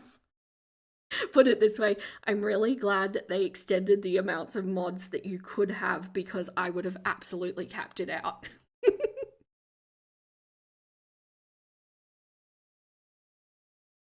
Oh, cool. It keeps making it easier to mod for free. Yeah, good. All right. Well, let's do my first video. I'm interested because there's some context. I had been thinking about doing this channel for about 6 months before I did it. And it was finally what kind of tipped me over the edge was this one video. And I remember because nobody was saying what I was thinking, right? And it was frustrating me because I wanted it out there what I was thinking. Now, I don't actually remember what I said in this video, but I do remember being a little bit hesitant about what I could and couldn't say. So I was still trying to find the line on everything. So I might be a little bit more gentle than perhaps I would be today. So I don't know, we'll see. Also, one other thing I will note is I did a Hungry Fat Chick video. I think it was the Who is Hungry Fat Chick. And in that video, if you watch it, it does not sound the same as what I do now. And the reason for that, well, there's two reasons. One, I was trying out a little bit more of a, let's say, a Geordie vibe. So it was a little bit more punchy, I guess. But also, all of the criticism that you hear in that video for Hungry Fat Chick is actually a direct criticism of myself. So I had not reconciled at this time the fact that, you've heard me talk about people, you don't know where people are on their journey.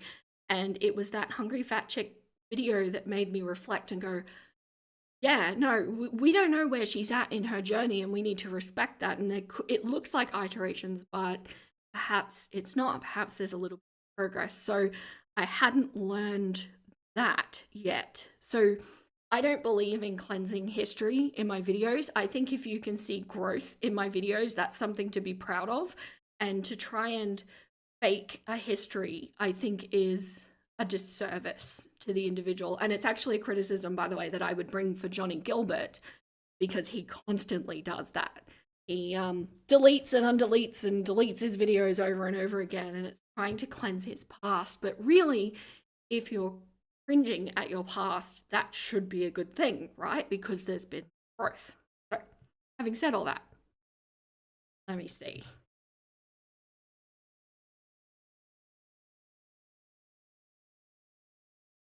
Oh, look, I'm live.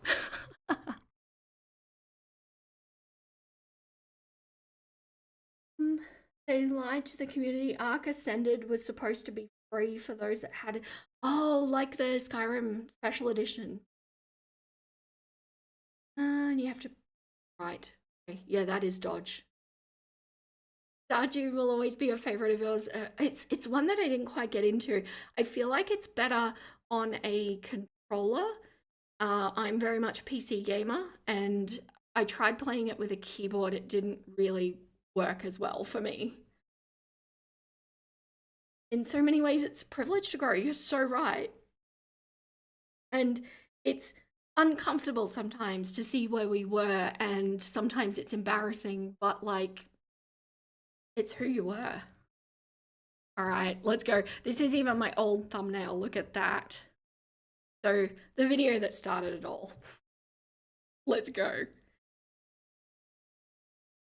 What if this language that we are hearing is actually Tommy providing some therapy like support? No, don't click off. Don't start typing. Just hear me. I'm just gonna speed myself up, okay? Because I just realized this video is an hour. I didn't realize I was making long videos back then. You do think there's times where deleting all the content is appropriate. I do agree with you. I do think there are, like, particularly if we're talking about really long running accounts where perhaps bad things were said that are no longer socially acceptable. But in this case, it's just me perhaps not delivering things the way I would now. Yeah, like spreading misinformation.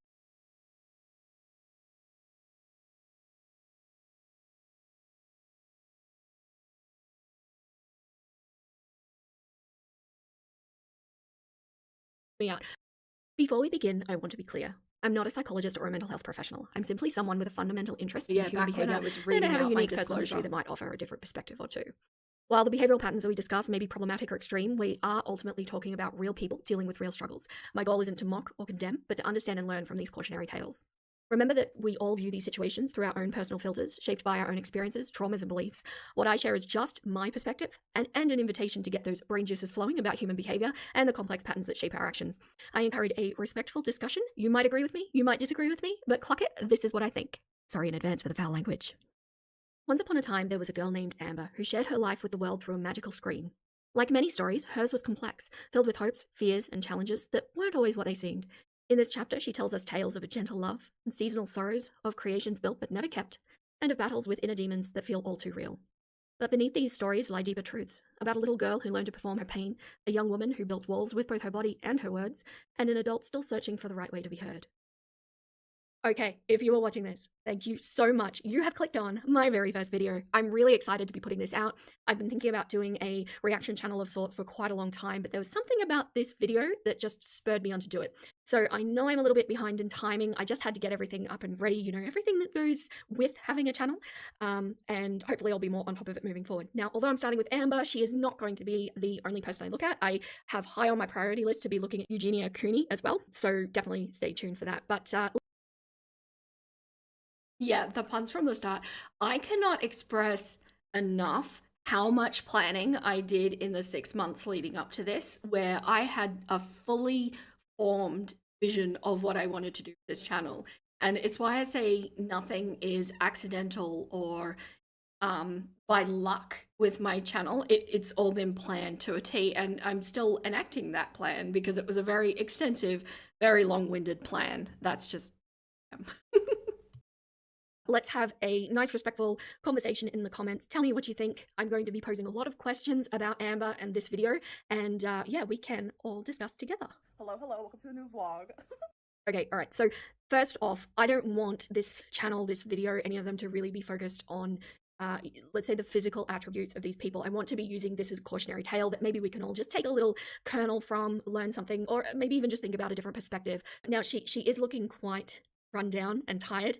I would say even a little bit depression-y and a little bit I don't give a cluck, but that is pretty much all we're going to be talking about regarding the physical attributes. I think we all know what's going on. I don't think anything is in speculation really, so let's just continue on and hear what Amber has to say. I like that. I still hold that true. I don't like to speak about the physical nature of things unless it's really pertinent to the conversation at hand. I don't think it's the point of all of this, but I kind of like that delivery, to be honest. I'm going to give my past self props for that. I know I like to point out the obvious, but my hair is a mess. She is super frizzy, and I have a lot of hairs growing back from when like I lost a lot of hair from when I was like crimping and whatever. I do have a lot of hairs growing back, so that makes it even more frizzy. Hello, hello. Okay, I'm just gonna interrupt again. Amber does this a lot in her videos. In fact, I think pretty much all of them. I'm sure there's some exceptions. She will talk about something mundane, something about her physical appearance. In this case, it's going to be her hair, and then she'll talk about her Lego in a little bit as well. Now, I think that this is actually a way of ramping herself up, and we know that she has had expressions in this video and others about poor mental health, and it does look a lot like an anxiety to being vulnerable, which, by the way, is completely understandable. This woman has a whole community that is dedicated to hating her, and some of the comments she gets absolutely horrible. And it's why it's important to me to come from this from an analysis and learning perspective. I'm not a supporter of her actions, but I'm definitely not a hater either. So I think it's worth noting when we see this kind of thing, is she doing, her own kind of psychological ramp up? Is she getting herself comfortable? I think it's pretty justified to think that somebody like Amber in the situation that she's in probably has a fair amount of anxiety just hitting record. But so just a bit of context here, this video, she is currently at Emily's, and she had just taken a very long break while there. So this is where we're at, and it's going to be really interesting to see this because of what we know now and what's come out. Let's continue.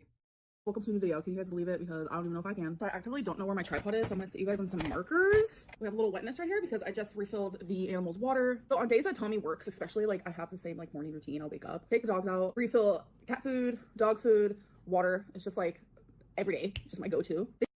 This worries me because, like, if I had to list off my day, and I'm sure you listening to this also, if you're listing off your day, you're not going to stop at taking the animals out and feeding them.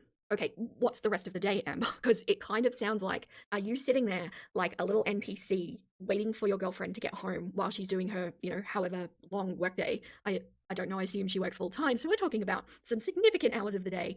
Are we doom scrolling? Are we doing things that don't feed our mental well-being or physical well-being for that matter? So I don't like how this sounds, and don't jump on me yet. Let's just put our feelings for Tommy aside just for the moment. If you can imagine that you go out to work and you know that your partner is just at home waiting for you to get back, and that's all they're doing, that actually puts quite a lot of pressure on that partner, or you as the partner, I mean. So it is a bit rough. It's not a good situation, and I think we're clearly seeing that that's the case. Oh, I nailed that. Yeah, so we've now found out that she was just waiting at home for Emily to get back and make her feel all better. And we also know now that she was barely even doing that morning routine. You're a few minutes behind, Marshmallow, that's okay.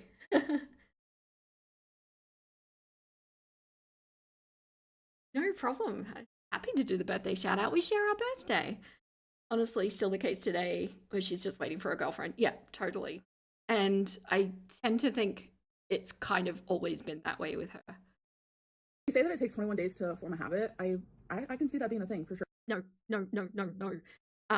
In the psychology community, this is actually quite a point of contention. What it boils down to is somebody who has created a lot of habits in her life and had to break a lot of bad ones. A habit takes as long as it takes to be formed. And that might be you working at something every single day, and maybe it's small and it only takes you a week, or maybe it's a massive life-changing thing and it takes 6 months. It's a misapprehension to think of something as 21 days to form a habit. It's just maybe a good place to start aiming at, nothing more. It's just back at home in Oklahoma, like my routine is just a little bit different. But having to form another routine, here in Wisconsin is a little hard because yeah. So what I'm hearing from her, the feeling I'm getting is that she's feeling a little bit lost. Maybe she's not, we don't know if she's moved there or if she's still on a holiday. So maybe she hasn't found her grounding there yet. How much work she's actually doing to create that. These things don't just happen on their own. You have to take actions in order to get them to happen. Like I lived alone for a full year. So now it's like different routines for different places. By the way, I'm actually working on the Camaro. Oh wait, I told someone that I was doing the Corvette or Corvette. What is it called? I don't do cars, but this is a Camaro. I told someone. I knew you guys were gonna fall. I knew it was gonna happen. I saw on Instagram that I was doing the Corvette, but no, I'm doing the Camaro. I'm sorry, I got my cars confused. Look at that.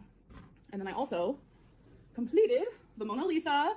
Isn't that so cute? I feel like this will look good in Tommy's living room. So I was like, you can have it. I don't know what it is. Like, I really wanted to be the type of girly pop that did the Legos, completed them, and kept them. But it's like, I have done so many that I feel like I need like a designated area, like a designated room, like a Lego room. So I've got. Okay, I'm just going to stop her here. So I find this to be quite an interesting area, and we have a few things to unpack. So I actually understand. I know that a lot of people hear, I want to make the Lego and then I don't want to keep it after she spent hundreds of dollars on it, as completely wasteful and stupid. I actually understand where she's coming from here.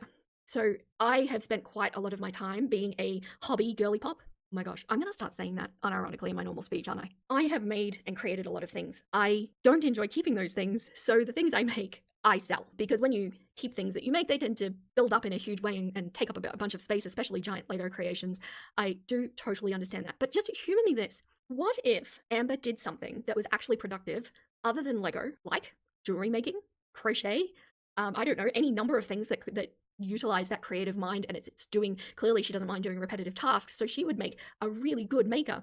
We also have examples in her past of a little bit of a bent to the creative, but never pushed into a realm that matters. So here are some theories on this particular topic. Is Amber, well, this is probably a silly question, I think we all know the answer to it, but is she seeking immediate gratification? And that means the dopamine hits, so it feels good, so keep doing it. But does she perhaps have a fear of the long-term commitment or performance, which would be involved in something actually artistic that potentially she could create and sell, which draws quite a sad conclusion of, does she have difficulty seeing herself as someone who can create lasting value? And perhaps there is a safety in doing something like Lego because the instructions are all laid out nice and neatly. There's no fine motor skills required, no practice required to put the bricks together. It is a very safe, very unchallenging way of getting that kind of need to create out. Because let's be honest, if you put yourself out there and you fail doing something that you've created, that hits a lot harder than, I don't know, can you even fail at doing Lego? I'm not sure. But you see what I mean. I still hold this sentiment about Amber. I do think she has the call to create. I think she's either, I don't know if it's laziness is the right thing. I don't know if she's too scared to do it or if she doesn't feel like like she can put the time into actually developing a skill, because it takes time to develop skills. But I do think she is innately creative, but she never pushes it past that. Nutty, those things require creative mind. She could do paint by number. She needs an activity that tells her what to do. Yes, but I think it's only because she is either too scared or not willing to put the time investment in because it doesn't have that immediate gratification. Right, our Lego is fun, and some people are just genuinely very creative with it, but it's what, sorry? And just a step up from paint by numbers. Yeah, and I see the same thing with, like, you know, diamond painting or nutty, like you said, paint by numbers and things like that. And I think that people that do those things, that's great, you know, if they're doing them to unwind or, you know, just to de-stress from work. But when you're an individual who is avoiding so much stuff and having so much fear surround everything, those things that are quote unquote safe, that have instructions that make you feel like you're doing progress without actually doing progress, are dangerous to stay in because it never challenges you. It never challenges the fear, and it never lets you witness yourself actually achieving something beyond that. Like, does that make sense? I'm not judging people that do these things. It's just like, use them the way they're intended to.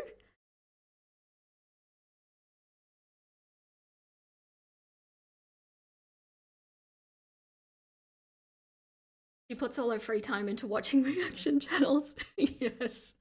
Yes, she does. Yes. You know, a streamer that always says make something, you'll feel better. Alex, that's so cool. What do they make? And I agree wholeheartedly, by the way. Hey Hannah, you did make the stream. You missed the Q&A bit, but that's okay. Better late than never, right? Katie, no, don't feel called out. Look, it depends the motivation behind doing it, because if it's just supposed to be a bit of fun and a bit of an unwind, that's great. But if you feel like you're not progressing to the next level because you're scared to, challenge yourself. Just see what you can do. Give it a go. Lash out. For example, for some reason, I had in my mind that I could never do hand embroidery. I don't know where I got that notion from. Probably because my mother hates hand sewing, I think, maybe. Anyway, I decided one day to do hand embroidery. It is now one of my most favorite hobbies to do. It's fiddly, it's tedious, and it's repetitive, which means that it's my most favorite thing. And at the moment, I've got like a an embroidered sugar skull sitting next to me. I really like it. I think I'd like to make it a centerpiece of a back of a jacket or something. It can be meaningless and relaxing, yeah, absolutely. But it's not going to be enriching for someone like Amber. Yes, Greta, that's exactly what I'm trying to say right there. Lauren Lumber. He's a lawyer who does woodworking. Oh, I'll have to check him out. Katie, it's definitely an unwind for you, but maybe like 4 or 5 hours of unwinding. It's not overkill. It's not. You do what you need to do. Strawberry, you have your diamond painting kit for when you just need to de-stress. Exactly, yeah. But you know, it's like junk food. Yeah, yeah, that's probably a good way to put it. It's just immediate gratification, right? That's all. Embroidered sugar skull, yeah. I really like sugar skulls. I don't know if it's considered cultural appropriation or anything like that. I enjoy it. That aspect of their belief system. You're sure if Amber put her mind to it, she could do something more? Absolutely. And start with therapy. Absolutely. Yeah. I know she doesn't talk about fear a lot, but as somebody who has been wrapped up in it, I can see it there. She is so scared of it, she doesn't even talk about it. It's a safe way for her to get that hit, which is really sad because if she did put the effort into channeling, you know, something creative, something productive, she might actually find that she is naturally quite gifted in that arena, but her own sense of self-doubt or her own fears are completely halting that process to ever even begin. Of all the Legos I've done. I've literally done hundreds. Yes, it's a lot, but it's more so about the building of it versus the keeping of it, because it's like, okay, once I'm done with this Camaro, like, cool, it's cute, it's fun, it's fresh, but it's like me building the object is more enticing than keeping the object. But if I had the See what I mean? She has the call to create. That is an artist thing. I wish she listened to it a little deeper than she is. option, girl, I'd have every single Lego I've ever done. I'd have a little museum of Legos. Like I wish, but it hasn't been that way. And like if in the future I do get like a Lego room or a spot to have all my Legos. Yeah, so you guys will get a greater sense of my history as we move on, but growing up, I was criticized so deeply, so badly, and taught to fear everything that I was scared to do anything. So I set up these, I called it Hobby Friday, and I would try something new every Friday, which was scary as all cluck. Don't get me wrong. But what I learned was that I was capable of doing these things. Anyway, what she's talking about, I was making papercraft things, little Pokemon, and just generally constructing 3D things out of paper. And I wound up with a room full of these paper things. They can't be sold. So and it's heartbreaking. You can't throw them out because you've created them. But I do understand this is what she's saying. I'm telling you, I will redo every Lego I've ever done, and that's okay. Hobby days are great, by the way. I still kind of vaguely do them. I know that there's a lot of my nuggets out there that Sorry, clearing my throat. I know that there's a lot of nuggets out there that struggle with fear and things like that as well. And I can tell you that it does get to a point with practice where you don't have to contend with the fear anymore. And I put it this way, this channel could not have existed like 2 years ago. There's just no way that I would have been able to handle this. But with practice and you know, practicing facing the fear over and over, it just gets to the point where you go, oh my gosh, I can actually just do things. I can think of them and then I can just do them, and it's such a liberating, such a freeing thing. If she rehomed some of the candles, she could keep some Legos. She has a lot of stuff. She really does, like a lot. Okay. Some hobbies are expensive, and this is one that is Crochet's not expensive. expensive, and I'm okay with that fully. I feel like there's so much that I need to like explain and talk to you guys about, and it's just like too much to do in one video. Okay, so we are at the 3-minute mark. Oh my god. And we're finally gonna get into the juice. So she's taken 3 minutes to gear herself up, basically. So I don't know. I need to make a list, like not me looking around for a piece of paper. I need to make like a list and just write down, okay, so I need to talk about these points. I should do them in these specific videos because it's just a lot. There's just a lot. I think specifically for this video, like I shouldn't have to explain that I'm having mental health. Okay, so she's talking a lot about planning, and the thing is, you can plan until the chickens come home, but it creates this false sense of productivity in a way. So you can get caught in this planning loop, which creates the good feelings, making you feel like you're in control and you're doing things, but in actual fact, you are not getting anywhere. You are just planning. And she does this a lot. And basically, look, just if you find yourself in a situation, put the pen and paper down, stop thinking, stop planning, just do it. That's the only key. I had forgotten that I said that, and I'm essentially making an Amber series at present around that exact thing. Just do the clucking thing. I really am. And I look back at a year ago, and I was also having pretty bad mental health issues around this time of year. I like to reflect. I'm very much a reflector, and I think... Okay, I'm just going to pause this here because pay attention to this.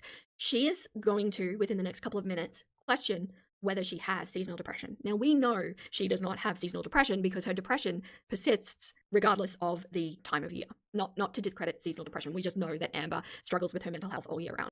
Fun fact about seasonal depression, did you know that seasonal depression can be any season and not just winter? And in fact, natural night owls will tend to get seasonal depression in summer because of potentially extended light hours and things like that. Aspirational shopping. Yeah. She starts by questioning that. Watch this. By the end of the video, she will have convinced herself that she has seasonal depression. That's why I do a lot of journaling. I reflect.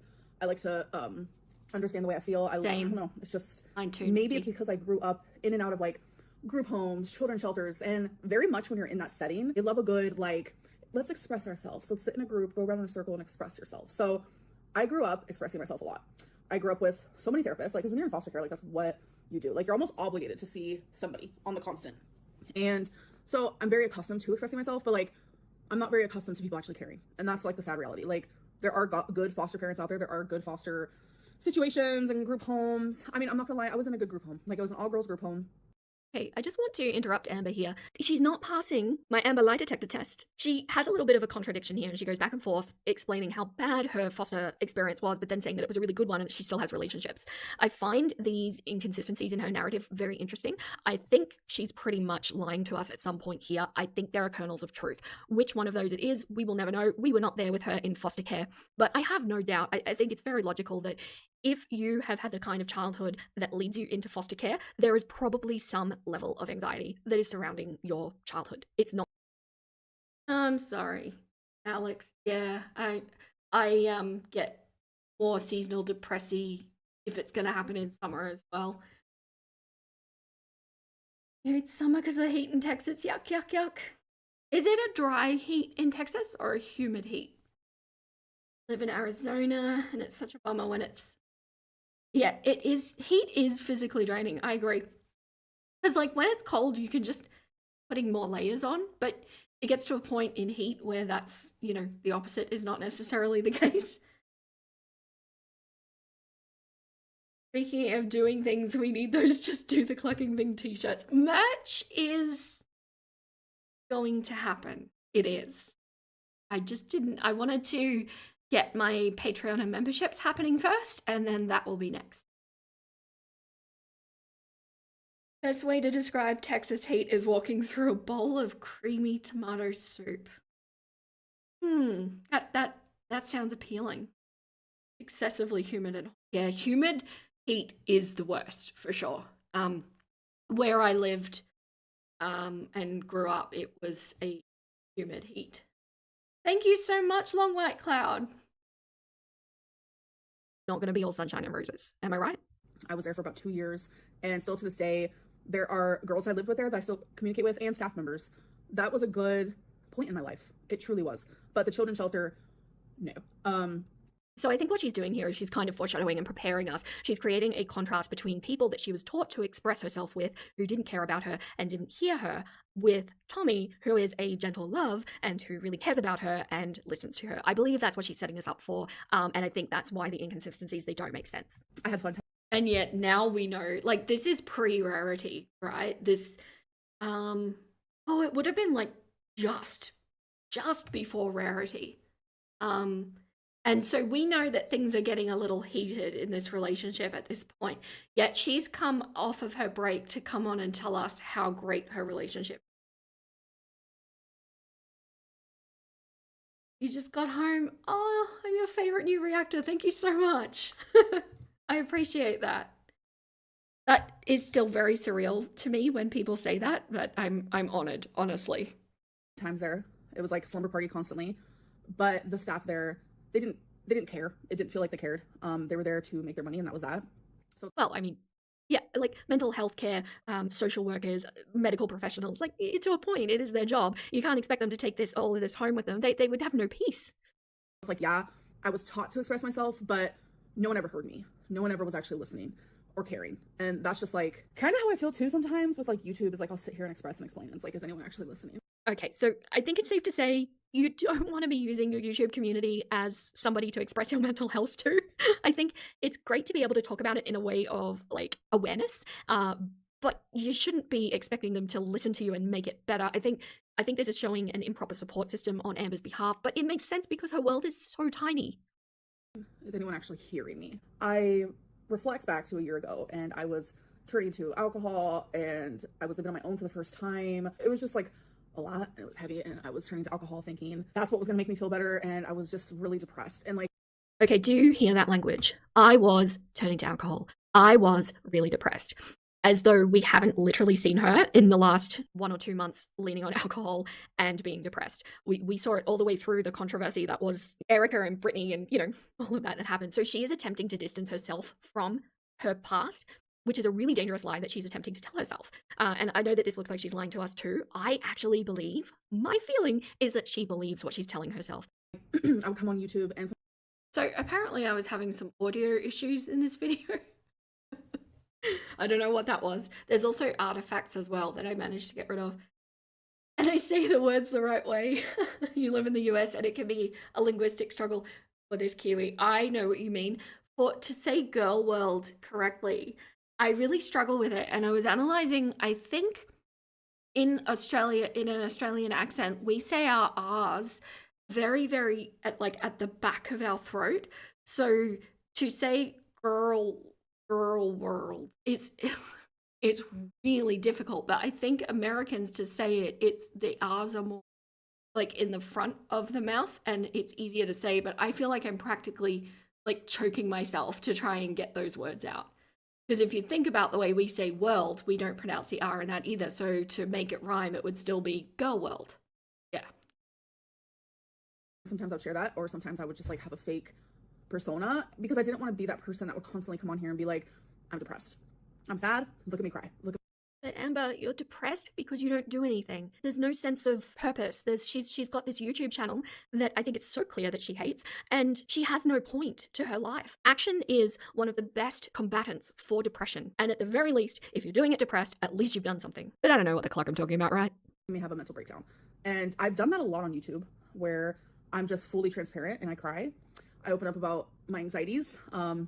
What was it that I said that people really like to bring up? Mental things is scary. In that clip, I was having so much anxiety that like the world was just heavy on my chest. And that's just a prime example of like times where I really did come on here and just like, I let it all out.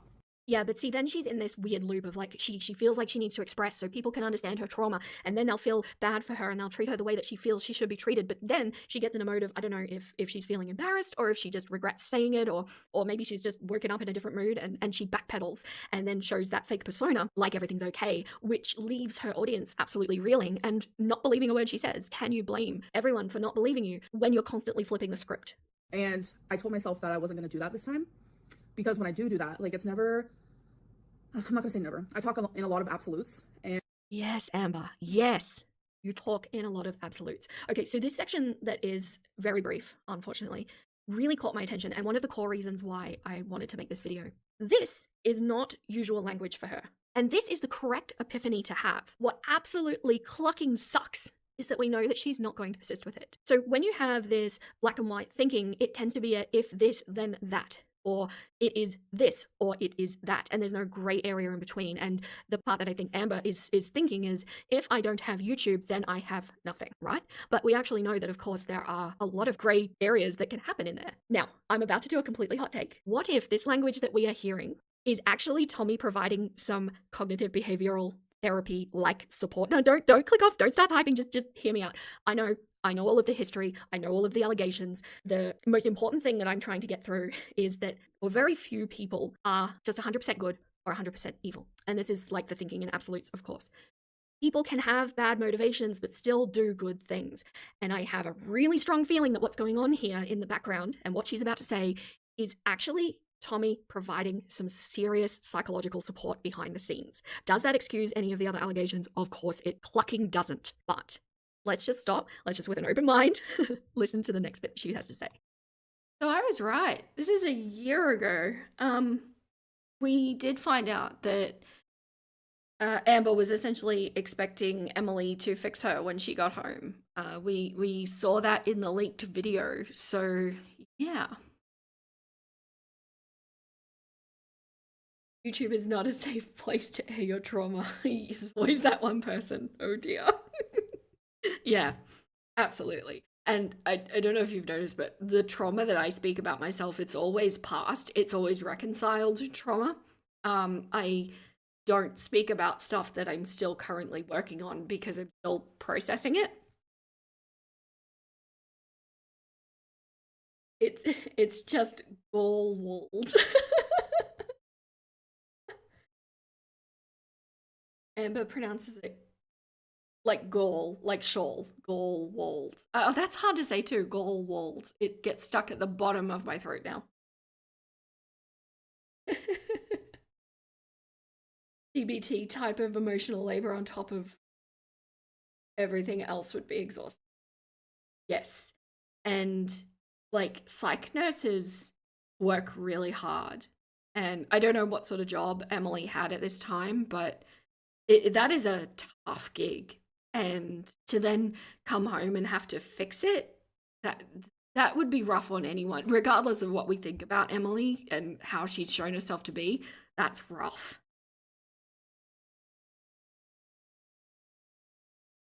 Had, had your gallbladder. Oh, I can say gall. Is gallwalled?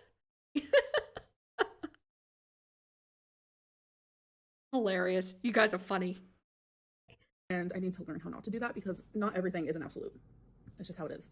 There is always like a gray area in most situations. I was about to say, like, I was never met with like kind ears. I was never speaking to kind hearts. But that's not true. There are a lot of you who do watch me and care about me. And those people, like, I appreciate you more than you know. And I hear you and I see you. But sometimes it's so hard through all the noise. And that's just reality. It's truly reality. So I told myself this time, like, okay, Blynn, you feel yourself slowly getting into a weird, depressed headspace. And normally I would share that with you too. And I told myself, I'm just going to disappear instead. And I shouldn't have done that. I know I shouldn't have. A lot of you were worried. And I think that's why I went onto Instagram. It's because, like, I felt bad because it's like, I upload pretty frequently and I'm part of people's routines, whether for good or bad. And it's just like, I just disappeared. And I think what might have also triggered it so hard is like, I have been in like a high, you know, when you first fall in love and like things are so good and you're like going out and you're hanging out with friends and you're doing things that like you don't normally do and you're just like literally having the time of your life and you're so happy, and like mental health like takes away that like high, that super high happiness and just like that great feeling. When that was taken from me, it was like I hit like a rock. I hit like a bottom. And I have done so much crying. Like, I am with Tommy. I am with someone that I love, but I feel so depressed. And it's like, it's not fair because it's like, I'm getting people on Instagram because I was doing these Q&As on there. I was getting people on there saying like, if you're so happy with Tommy, then why are you depressed? Two things can coexist at the same time. I just feel like mental health isn't black and white. And it was just easier for me to like live without filming my life for thousands and thousands and thousands of people. It felt safer to me to just disappear. And I do slowly feel myself getting like out of this like weird depressed headspace. I do feel that. And it's just like I have BPD and that's been like hectic, like it's just been hectic. Oh, I had so much more patience for her back then. I have to admit, I think the Rarity situation really kind of ruined the Amberverse for me. I actually had I had nightmares for a week after doing my Rarity video, which is a note to myself that I won't be doing animal related things anymore. But I can't look at this and take it seriously, knowing what she's going to do in a couple of weeks. Popping down the shops, no worries. Thank you so much for coming in, Greta. I appreciate you.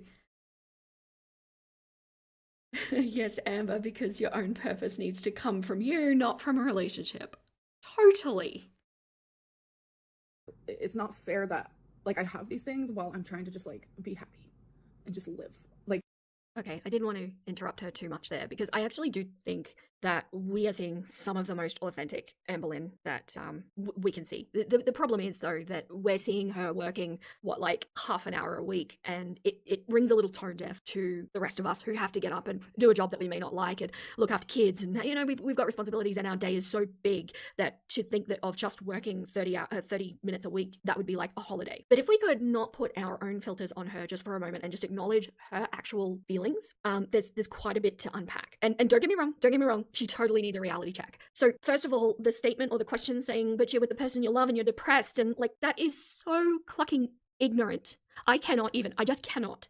Because of course you can be. Anyone that has struggled with depression or anxiety knows full well that it has nothing to do with the person that they love, and it has everything to do with them. It doesn't matter how wonderful or how good or how caring Tommy is, she cannot fix this because Amber hasn't fixed this. She's clearly mistaking the difference between like intense early infatuation and then a more matured, comfortable kind of love that. So apparently I was ranting this early on. I completely forgot that. Okay. All right, at least I'm being authentically me, okay? You lost patience with her back when she was with Beck. You hated hearing her gaslight Beck. Yeah, I wasn't involved in Girl World when that was currently happening. Um, but I could totally see that. Can't handle the rarity topic at all. It's too upsetting. Yeah. Um, just what all of the actions point to, it's distressing. That happens with a long-term relationship, especially when you're living together. Those two things should never be compared, and it's why extramarital affairs are particularly so like unfair, because you're dealing with this new fancy, fun, fluttery thing, comparing it to the routine of living together and growing together. It's different. It's just two different things. But once again, like we were talking about the dopamine rush and the immediate gratification, that's what she gets from new relationships, which of course is why she has a new one lined up when the old one is ready to go. So in regards to what I suspect might be happening behind the scenes, and what she said about the crying and the breakdowns, and can you imagine, like we were talking about before, being you working a full shift, knowing that your partner is just waiting for you to get home because they're not doing anything, and then when you get there, there's mental breakdowns and crying and panic, and you have to fix that. Once again, I just want to specify the allegations against Tommy, very severe. I'm not at all defending her. I seriously, there is a big question mark over that woman's head for me. But what if, let's just ask this question, what if she isn't a feeder? What if she's putting the big, no pun intended, I'm sorry, what if she's putting the big task aside that is the weight loss in order to make room to work on the mental well-being as a foundation in the context of how about if we get the mind right, then we can tackle the weight loss? I think it's worth considering, what if there is just an alternative situation going on here? And from the outside, none of us are in that relationship with them. We don't know exactly what's going on. We can only make informed guesses, but it does kind of sound like the language that she's using that I don't normally hear from her. And considering we know that she takes on language from others, I think there might be some mental support structure going on there in the background from Tommy. Will Amber do anything with it? Cluck, no. Also, I think another mistake that we tend to make as humans is probably taught to us from when we're quite young as children, that happiness is something to be almost strived for, like it should be the default state, and wouldn't that be amazing if it was? But the reality is, happiness is a positive extreme on a spectrum that is life. So it is not a constant state, and unfortunately we need the clucking awful things that happen to us in life to be fully able to appreciate the really, really good that happens. But operating on this sense of, oh, I should always feel happy, I should always feel good, I should always feel motivated, it's a fallacy. It is not how life works, unfortunately. Well, at least I'm consistent. Oh, yeah, talking about getting the tattoo of rarity, I just, mm, it's just a series of bad decisions. It's like whatever she's faced with, she picks the wrong one. No problem, Scattered Catechins. Thank you so much for coming in. I really appreciate it. Thank you. Ms. Amber never works on anything. She never improves. Yes, yes. And I know that I've totally been working on chapter 2 of Amber for ages. Things keep happening. Breaking news is happening.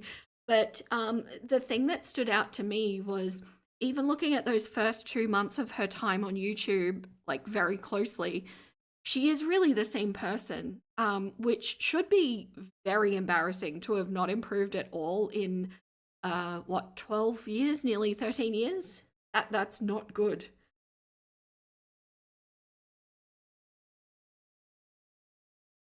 Going to add though, if she never plans to Just we'll get tattoos whenever. Yeah. Yeah, I didn't think about getting the tattoo prior to weight loss. I don't know that she will actually plan to lose weight. I think she needs to address why she's not losing weight first. Because there's a whole thing to unravel, but at a certain point you kind of start to run out of time, and that's problematic too.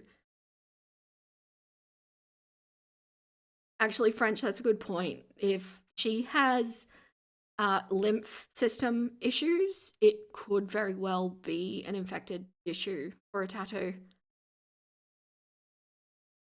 Yeah, absolutely. It could be very dangerous. Have you ever, it's a good point, all, getting to the shop. Have you ever conceived of the day that you've had, the things that you've done in the day, or even to a greater scale, like a week? And have you ever thought about how many of those things Amber couldn't do? Like how much of your life would be ruled out just based on the condition that Amber keeps herself in? And for me, I mean, I'm don't get me wrong, I'm not tiny. I'm really not. I'm a healthy. It's not impacting my health. But I'm not a skinny mini. Um, but I have a very active lifestyle because it's a rural homesteady sort of lifestyle, and there's so much of my day, even just feeding the chickens, that Amber couldn't do. She wouldn't be able to fit in my chicken coops, and I'm not being mean. I'm being factual. Standing up. Oh, nutty.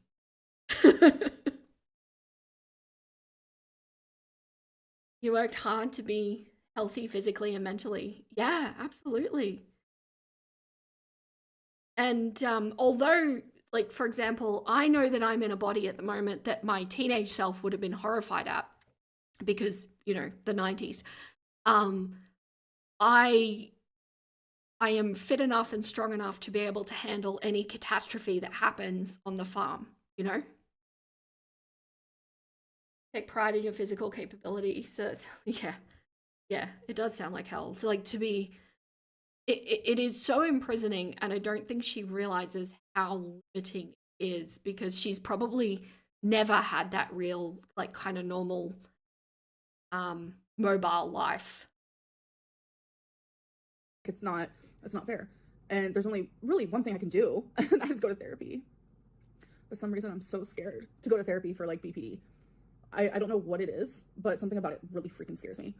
I can tell you exactly what it is. Any steps, whether it's therapy, whether it's self improvement, whether it's weight loss, whether it's selecting correct partners, any step that goes towards improving her situation is a step towards a life that involves responsibility, challenges, choices, like decisions having to be made, people relying on her. And this woman's existence is just so much fear all the time. We hear her talk about almost every video, her fear. There is a fear in some way. And this fear is so all consuming that she fully doubts whether she can adult like everybody else can. Like as though we're all just cruising around with something special that she doesn't have or cannot attain. That is why she is hesitant to go to therapy. And that right there, I didn't know I was going to say that. That's why I think she doesn't lose weight. Because while she has this, fat suit kind of situation, she has given herself a permission to be reliant on other people. So nothing's really her fault or her responsibility. So it keeps her safe in that way. It keeps her away from having to be a functioning adult.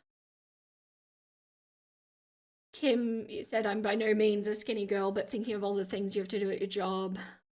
You were Amber's size, you wouldn't have your job at all. You're a merchandise manager, 5 below. Oh, yeah. So that would involve, I imagine, going into a lot of like warehouses and a lot of movement, I would imagine. Makes you sad thinking of the physical limitations she has at the size she is. Yeah. You average 8,000 steps. Hey, me too. And you're 58. You would guess she barely does 500. I would think you're probably right. I think got a chance she hits 500. Yeah, I think that would not be, because you think about the tiny little like apartment that she's in. Yeah, just going to the kitchen and going to blue. She doesn't need to be skinny. Just get under. Yeah, just yeah, absolutely. I don't think This is not like we need to see her being a size 10 or something like that. This is just getting to a functional weight, and there's a point where your health is not as impacted even if you are carrying just a little bit. Came from a horrible room as a child. It's more than BPD. Fear is the courage to open it leads to endless possibilities is so true, Nutty. So true. And I don't know if she has BPD. Like, she said recently that she's not diagnosed, but like I don't see BPD necessarily. I see just the fear thing with her. So for your job, you run the freight team. You have to get all the inventory out onto the floor every single day. Yeah. So you are active. Absolutely, she could not do that. You look more like Eugenia than Amber. Well, I mean, that's a big spectrum, Marshmallow. That's, you know. And it takes effort keeping a healthy weight. This isn't a fat shaming issue. Why is Lego's the only thing Amber has consistency with? Because it's safe. She knows she can do it. But yeah, it's not a fat shaming issue. It's a functionality issue going on. And there's a lot of, you know, there's a large range between being an ideal weight and being a functional weight. You know, like you don't need to be aiming for the most ideal. Legos are fun. I agree. And I think it's because it's like, it's almost as if it's like truly, truly confirming. Like, Amberlynn, you got the BPD. It's like, yeah, I was diagnosed. I experience BPD things. Story changes so much. Almost daily. I feel it. I'm aware. Like, I'm cognizant of it and I have to deal with it. But it's like going to therapy for it, like having to like stare at it, talk about it. You mean like an adult would? It's just surreal and it's not something I want to do. Yeah, so like I think it would be safe to say that a lot of people have childhood trauma, or we were different people when we were younger, and things that happened to us when in the past were not our fault. But the way that we move forward and the way that we handle it is our responsibility. You can't just stay locked in this perpetual teenage stage. There's been missed milestones and she needs to catch up. And somebody, I would say general cleanliness is, you know, as a bar to reach, just because of like there's so many things that can go wrong when you're unable to adequately clean skin. You agree, many of ours as a kid playing with Legos. My husband's a Lego guy too. Amber thinks she's entitled to relive the childhood she wished she had. She doesn't want to grow up. And the irony of that comment is that if you do, you know, get your shit together, learn how to adult, take on the responsibilities, you actually can relive the childhood that you wanted. So what she wants would actually be better achieved by becoming an adult. We also believe too that her facing her past means she has to face her choices now. Yes. Yeah, absolutely. You know, I have this theory where, you know, if you think about yourselves, there are truths that you either believe about yourself or that are fact about yourself that you wouldn't tell people. There's things that you keep just to you. But then, underneath that layer, I believe that there are truths, either held or fact, about yourself that you don't tell yourself, that you don't even look at, that you're in complete denial about, and it's like the monster under the bed. If you don't look at it, it doesn't exist, it's fine. And I think what you just summed up there, Nutty, is one of the things that she won't let herself see. that was delayed and did need to catch up, I got there. It took a long time. It takes a lot of work. But looking at it like she's talking about is what it takes. Will she do it? Good question. Not something I want to experience, but it's like, that doesn't matter. It's something that I have to do. And I'm not sure when I'm going to be doing it, but it has to happen because I don't know. Is this seasonal depression? I don't know. Mental health is like, it's one of those things where it's like, it's not always understood. Is this seasonal depression? Is this seasonal depression? Well, I suppose it could be if you consider winter seasonal depression, spring seasonal depression, summer seasonal depression. I get depressed in summer. So you get my point. And I'm telling you guys, I have had some breakdowns, like true breakdowns, and this is exactly how I felt a year ago. Like, I don't know if it's like the change in weather, because there is a such thing as like seasonal depression. I don't know if that's like what's happening to me. I don't know. I know that like I don't want to be medicated. I don't want to be medicated. I was medicated for majority of my life, again, because in foster care, like I was diagnosed with depression at the age of 9 and put on Prozac. Like that's crazy. Like 9-year-olds should not ever have to deal with that. So she's right there. I don't know if she was medicated or diagnosed at that age. We don't know. And that's one of the problems with Amber is there's been so many lies and so many malingering kind of things. It makes it really difficult to know if she's telling the truth or not. And she's put herself in that situation without a doubt. If that's true, yeah, that really clucking sucks. But choosing whether to be medicated or not, whether that's correct for you, is absolutely a valid personal choice. I do understand where she's coming from. Hopefully she has explored alternatives, but none of us will ever know. So I've been in and out of medicine my whole life, and I was taking Lamictal for 5 years. Which, by the way, Lamictal, according to the Googly, is a treatment for epilepsy and bipolar. Now, I do remember Amber talking about bipolar, but we have not heard about bipolar for a really long time. Am I right? It's all about borderline personality disorder. Trying to unknot the web of lies, and I just don't know. I like hands on my head at the moment, stress pose. I do not know. But what I can say is, if potentially she was put on that medication and misdiagnosed for bipolar at the time, and she did in fact have borderline personality disorder, that would have caused some issues. I don't know if you have ever been on incorrect medication, but particularly when we're talking about chemicals in the brain, the wrong medication can be really devastating. So if a big if that is true, I do understand where she's coming from. Because So I've had some BPD nuggets come forward since this video and say that Lamictal, was it, can be used as a medication for BPD as well. Yeah.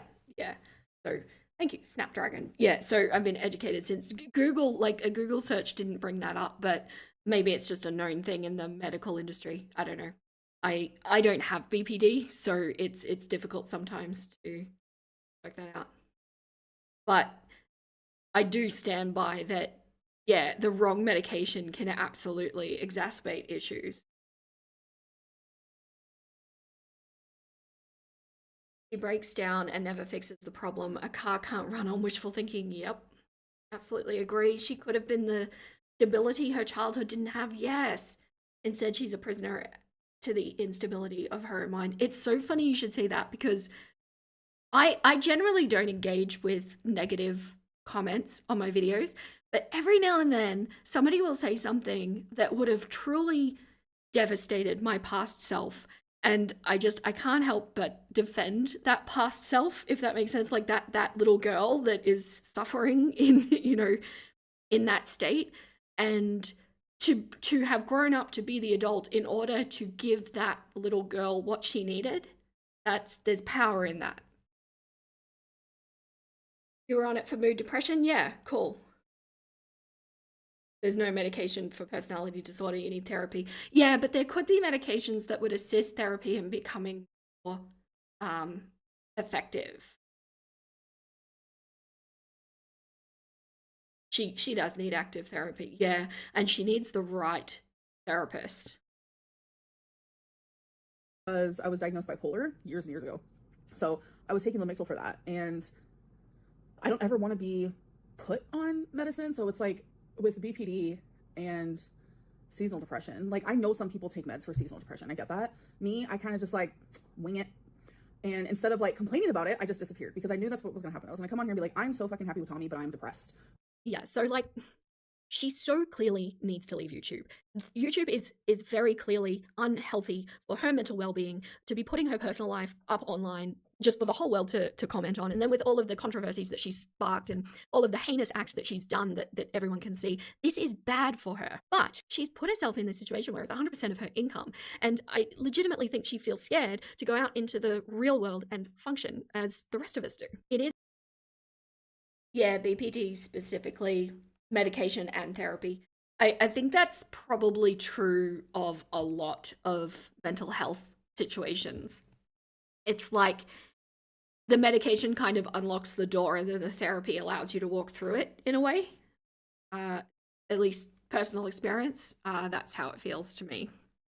is a really complex financial issue, but as I was talking about before, this is not like if I don't have YouTube, then I don't have income. There are so many other options. It's not like we're talking about YouTube or homelessness. The reality is that she just wants to work those like 30 minutes a week or whatever as a vlogger for a, let's be honest, probably a bank breaking amount. And, you know, the alternative being working minimum wage because she's not educated, she's not skilled, and have to work a full 40-hour week. It creates a built-in excuse for not making the changes that she needs to make, and completely maintains her identity as someone who quote unquote tries but can't succeed. And then as a result, of course, her audience becomes both her supporter and her enabler in this situation. Because I am going. Bye, Natty. Thanks so much for joining. Hope you have fun. That's an interesting question, Katie. You wonder if it would be better for Amber to have a therapist that knows nothing about her, or one that's been warned about her so they can find patterns of behavior. I wonder if a good psychologist or psychiatrist would be able to objectively pick up on those things anyway. Because anyone that's had exposure to manipulators can see this, like, from a mile away. It's not a mystery. She's not even really that great necessarily at hiding it. Consistency too. As soon as she gets better, she stops her treatment. Yes. And isn't that like, it's almost a cliche, right? And you especially see it with like people that suffer with schizophrenia, where they are unable to see that they're ill in some way, or there's a disconnect from reality in that way. And so when they're on their medication, they feel great. They might go off their medication, which then, of course, causes the symptoms to come back, and it's a spiraling cycle at that point. But Amber does the same thing. You're right. They should catch up to it, but it takes time, yeah. They'd certainly pick it up, but perhaps not immediately. Yeah, which would be a waste of both their time. Maybe. But my concern is, if Amber feels like she is successfully manipulating someone and then they stop allowing her to manipulate them, I think she would just turn around and say, oh, well, this is no longer a good fit. I'm going to go, you know, find someone else. Because she's already had that sensation of successful manipulation, if that makes sense. Through a depression that I seem to go through every single year. And then with BPD, it's like, there are medicines that can like help with like your mood. Like there's nothing that can like heal a BPD. Like you're not gonna like be healed with medicine. It's not gonna happen.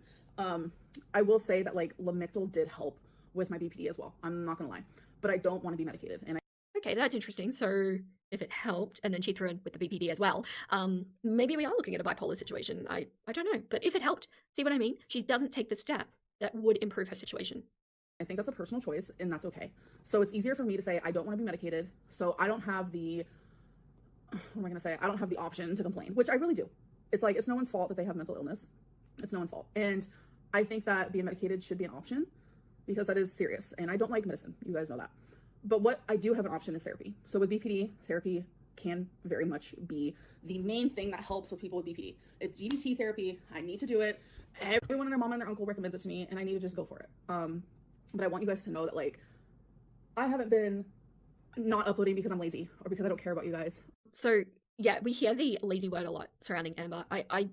I agree with her. I think she's being honest. I don't think she is doing this because she's lazy. I think she's doing this because she is not at all taking responsibility for her own situation, and instead trying to lean on Tommy to fix her, to make her feel better. There are so many actions that Amber needs to take, but just starting any one of them would be a start. You know, start eating well, start just walking a little bit, get off that, you know, sugar roller coaster of crashing and high and crashing and high, and start changing her language, stop planning and start doing, pick up something that is productive. There are so many, any one of them would make her start to feel better.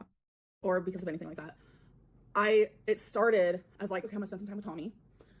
Even though in the back of my mind, like I slowly felt this depression coming, and it happens every year. I have to be like very cognizant. Did you hear that? It happens every year. So we are now at the point that I told you was coming. We have convinced ourselves that it is seasonal depression. Of that. She still repeats that too, that it was seasonal depression, even though at the beginning of this video, she was questioning if it was seasonal depression. Any therapist who calls her out might deem as not being a good fit. Yeah, I think so, because she would feel uncomfortable, right? So it would be a natural response of hers to say, well, this is supposed to be a safe space, so why do I feel uncomfortable? I don't want to go. Hi, Tamara. Well, when you see this, I have said hello. Enjoy from the beginning.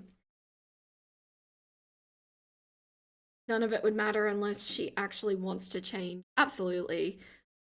Which I don't believe she does, because therapy just helps you make your own choices. Yeah, totally.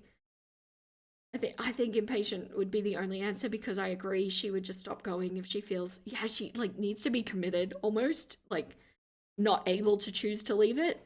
But then is forcing somebody into health the right way to go? Because would she just come out the other side and resume what she's been doing, like Eugenia circa 2019?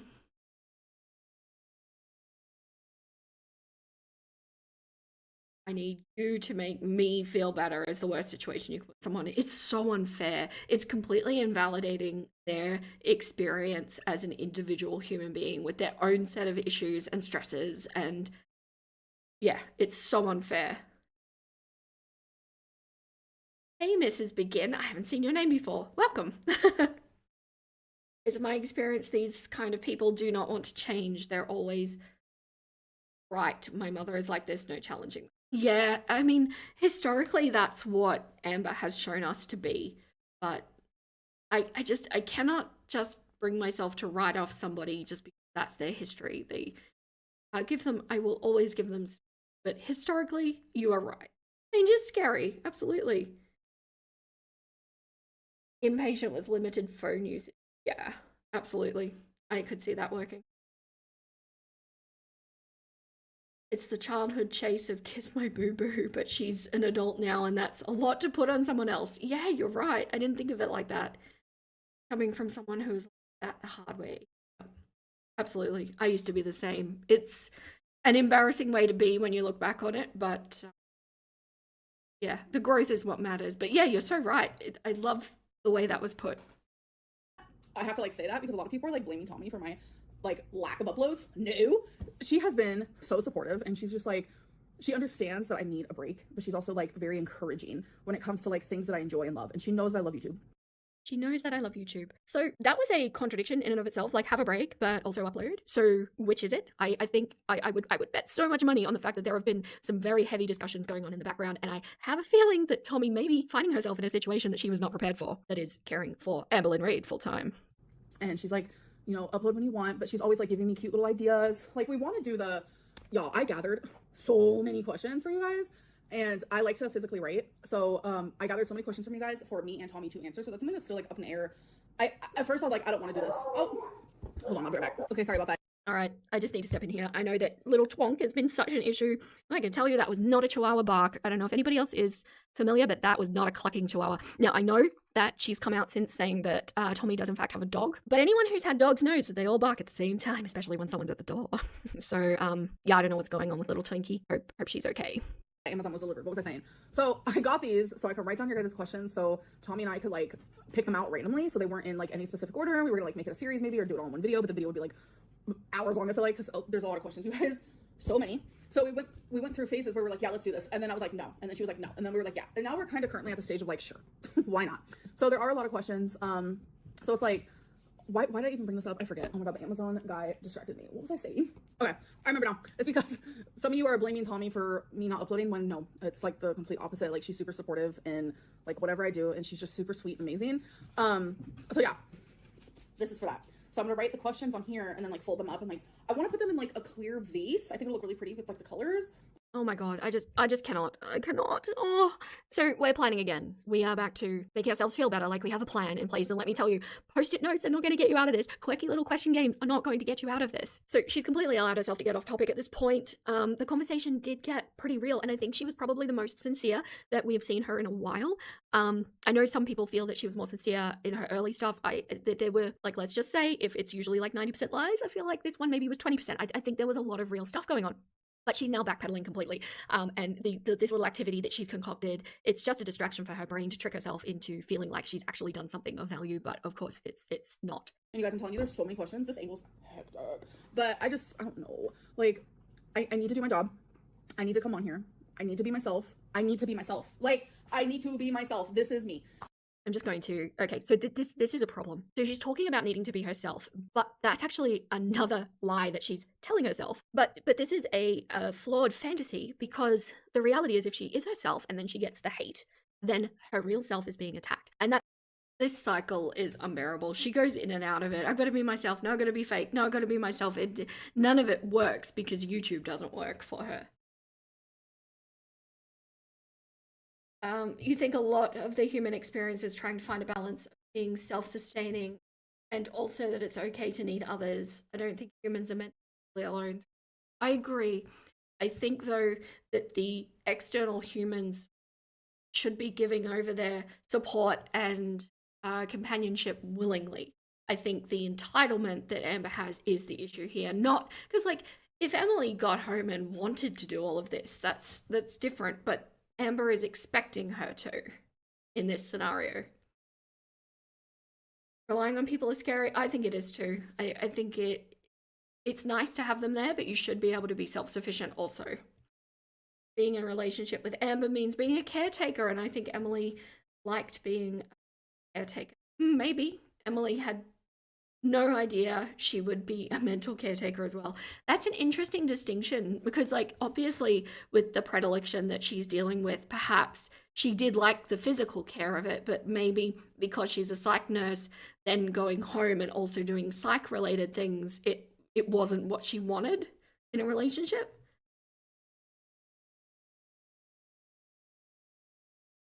Emily working in healthcare too, I think, is part of her caretaker complex. Could well be.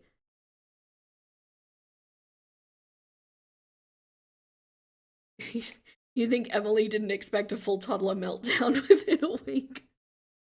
She should have known. If she had have watched the videos, which I think she did, she should have known. That's why in her next video, she fully backpedals and gives us the fake version again. I will cover that video. Because when you are your fake self and you get criticism, it's easier to go, oh, it's not really at me, right? It's like a little security door that she can put on. Like, I grew popularity in being myself. I have lessened in popularity by watering down who I am. That's eye-opening. That the Amber Lynn that, like, has more personality and, like, shows more of, like, her vulnerable side and, like, isn't afraid to be like, yeah, this is me. Like, that Amber Lynn is the Amber Lynn that people came here for. That is a good point, that the other people she's also talking to also have tantrums. Yeah, quite possibly.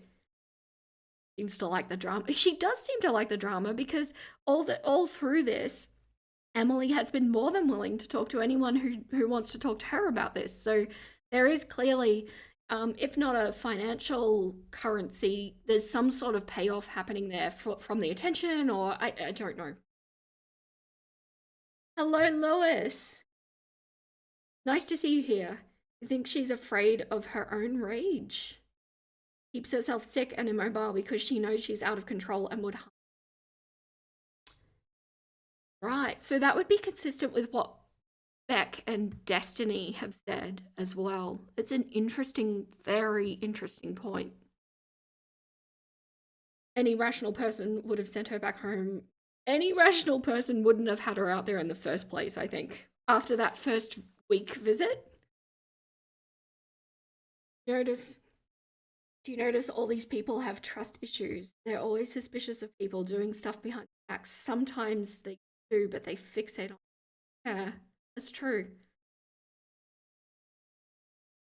Yeah, they absolutely could become self-fulfilling prophecy, sure. I'm gonna go ahead and assume. As much as people like to talk shit and say what they gotta say, which is a lot, deep down it's like, you're here for a reason, I'm assuming. That right there, yes, that's the point. Rational people don't date Hale. Yes.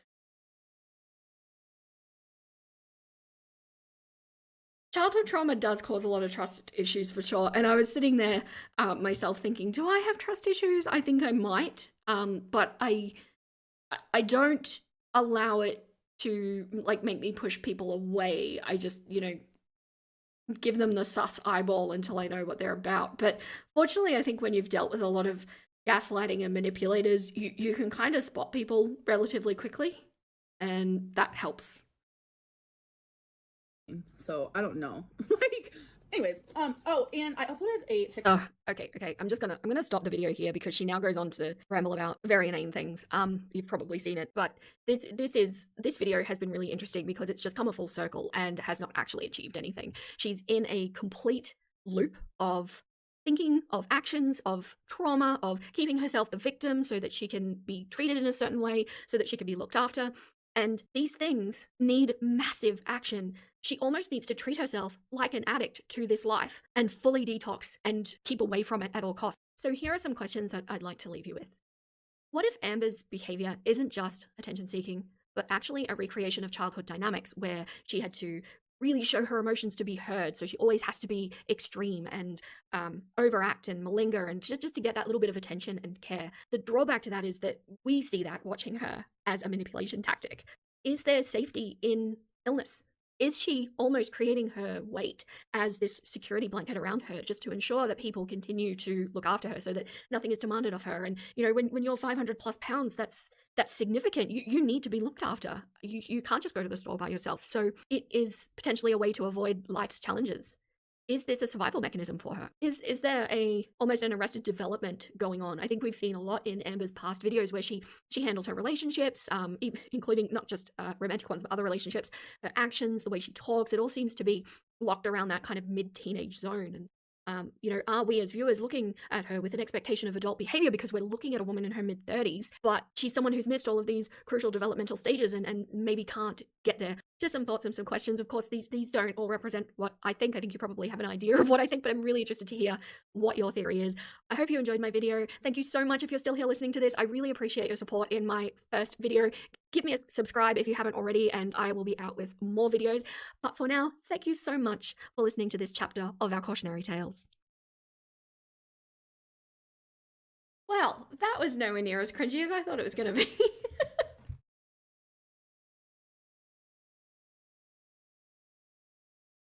She won't own her own anger.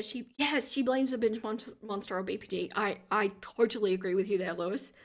That way it's not her fault. It's something separating from her. It's also a permission base to do it. Well, it's not me. It's just something I have and something that you need to deal with. Hi, Princess Pasta. Hello. Beck said they stayed with her because they were worried she wouldn't own. Yeah.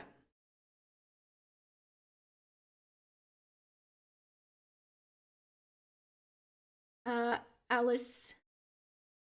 Oh dear, I am gonna. Can I call you Allie? Alice did I butcher that?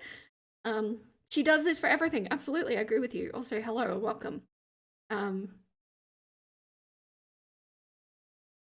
Hello, evil psycho kitty. No, not cringe at all. Because I legitimately didn't remember what I said in this video, and it's actually almost very similar to the last, like the How Not to Be Amber Part 1, and a lot like Part 2 as well. Pretty good. Thank you, Snapdragon. I'm pretty happy with it. I thought I was going to be a lot gentler with her than I was, and I'm happy to see that I was still authentic about it. Yeah, her brain, her BPD, and to a point, French. I do kind of agree, because I know a lot of people have an issue with people separating their brain from them. I do understand that it's like you are one with your brain, but to a point, I reference my brain as my shit stirring brain because it doesn't seem to matter what I'm doing. It has some sort of absolute bullshit comment to make about the situation, and for me to be able to separate my intrusive thoughts as not being, you know, part of my authentic thoughts, I do find that helpful, but it's so that I'm not taking it on, if that makes sense. Whereas Amber is separating herself from her brain so that she doesn't have to take accountability for it. It's Elisa. Oh, good. Okay, I can say Elisa. Very pretty.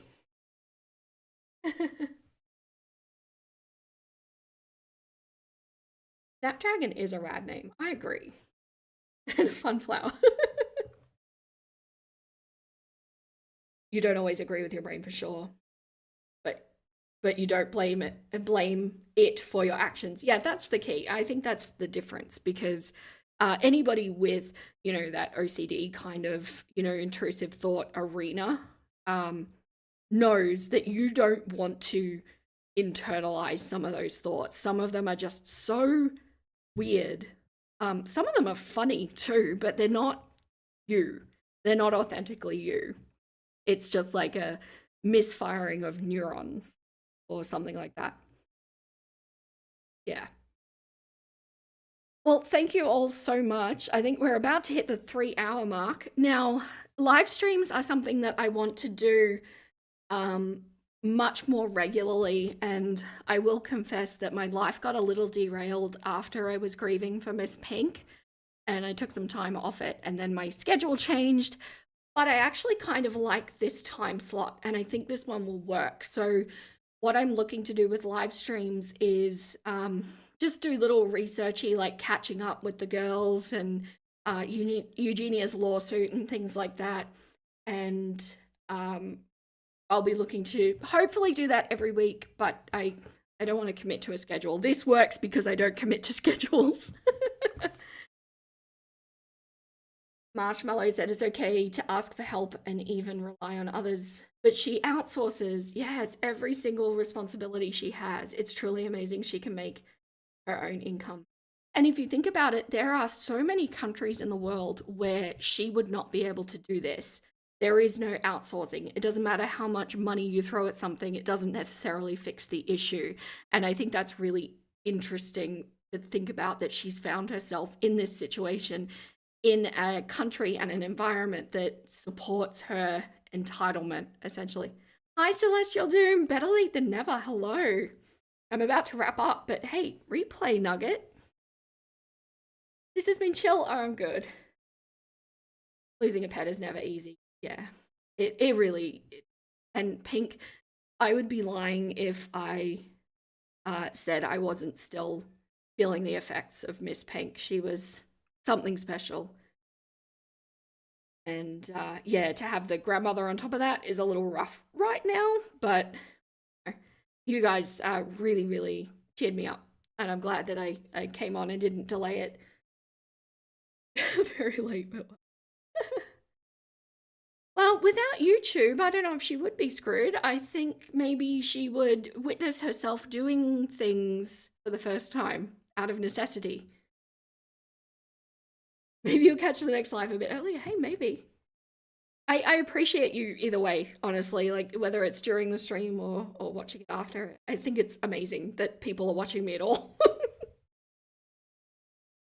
It was fun. I will. Yeah, for sure. Elisa, you were late, but you had a commitment to go to before this. Yeah, well, yeah. Real life comes first. I understand. After taking care of your pups. Of course, of course. Oh, you're still here, strawberry flavored antifreeze. Goodness, I hope you had a good lurk there. Thank you so much. And thank you for being a clucker as well. I really appreciate it. Hi, Polly Rocket. Gonna have to replay. Oh, and a new subscriber. Yes, that's right. I was kind of hoping I might hit 9,000 during the stream, but I don't think I did. I think it's a stupidly low number to get to. Yeah, it's 11 nuggets. I need 11 nuggets. All right, but until next time, I do have a bunch of videos coming out, and I don't know if you've noticed, but I've ramped up the schedule a little bit because for years I've been hearing people say, oh, December's the best time for growth, and you know, I'm kind of metaphorically taking this sports car out to see what it can do. I just want to see. I want to know. This is my first proper December period, so we're gonna rock it. But thank you so much, everyone that came in, everyone that lurked, everyone that subscribed. I appreciate all of you. But that is all the clocks I have left to give. Stay golden, my little nuggets, and I'll catch you next time.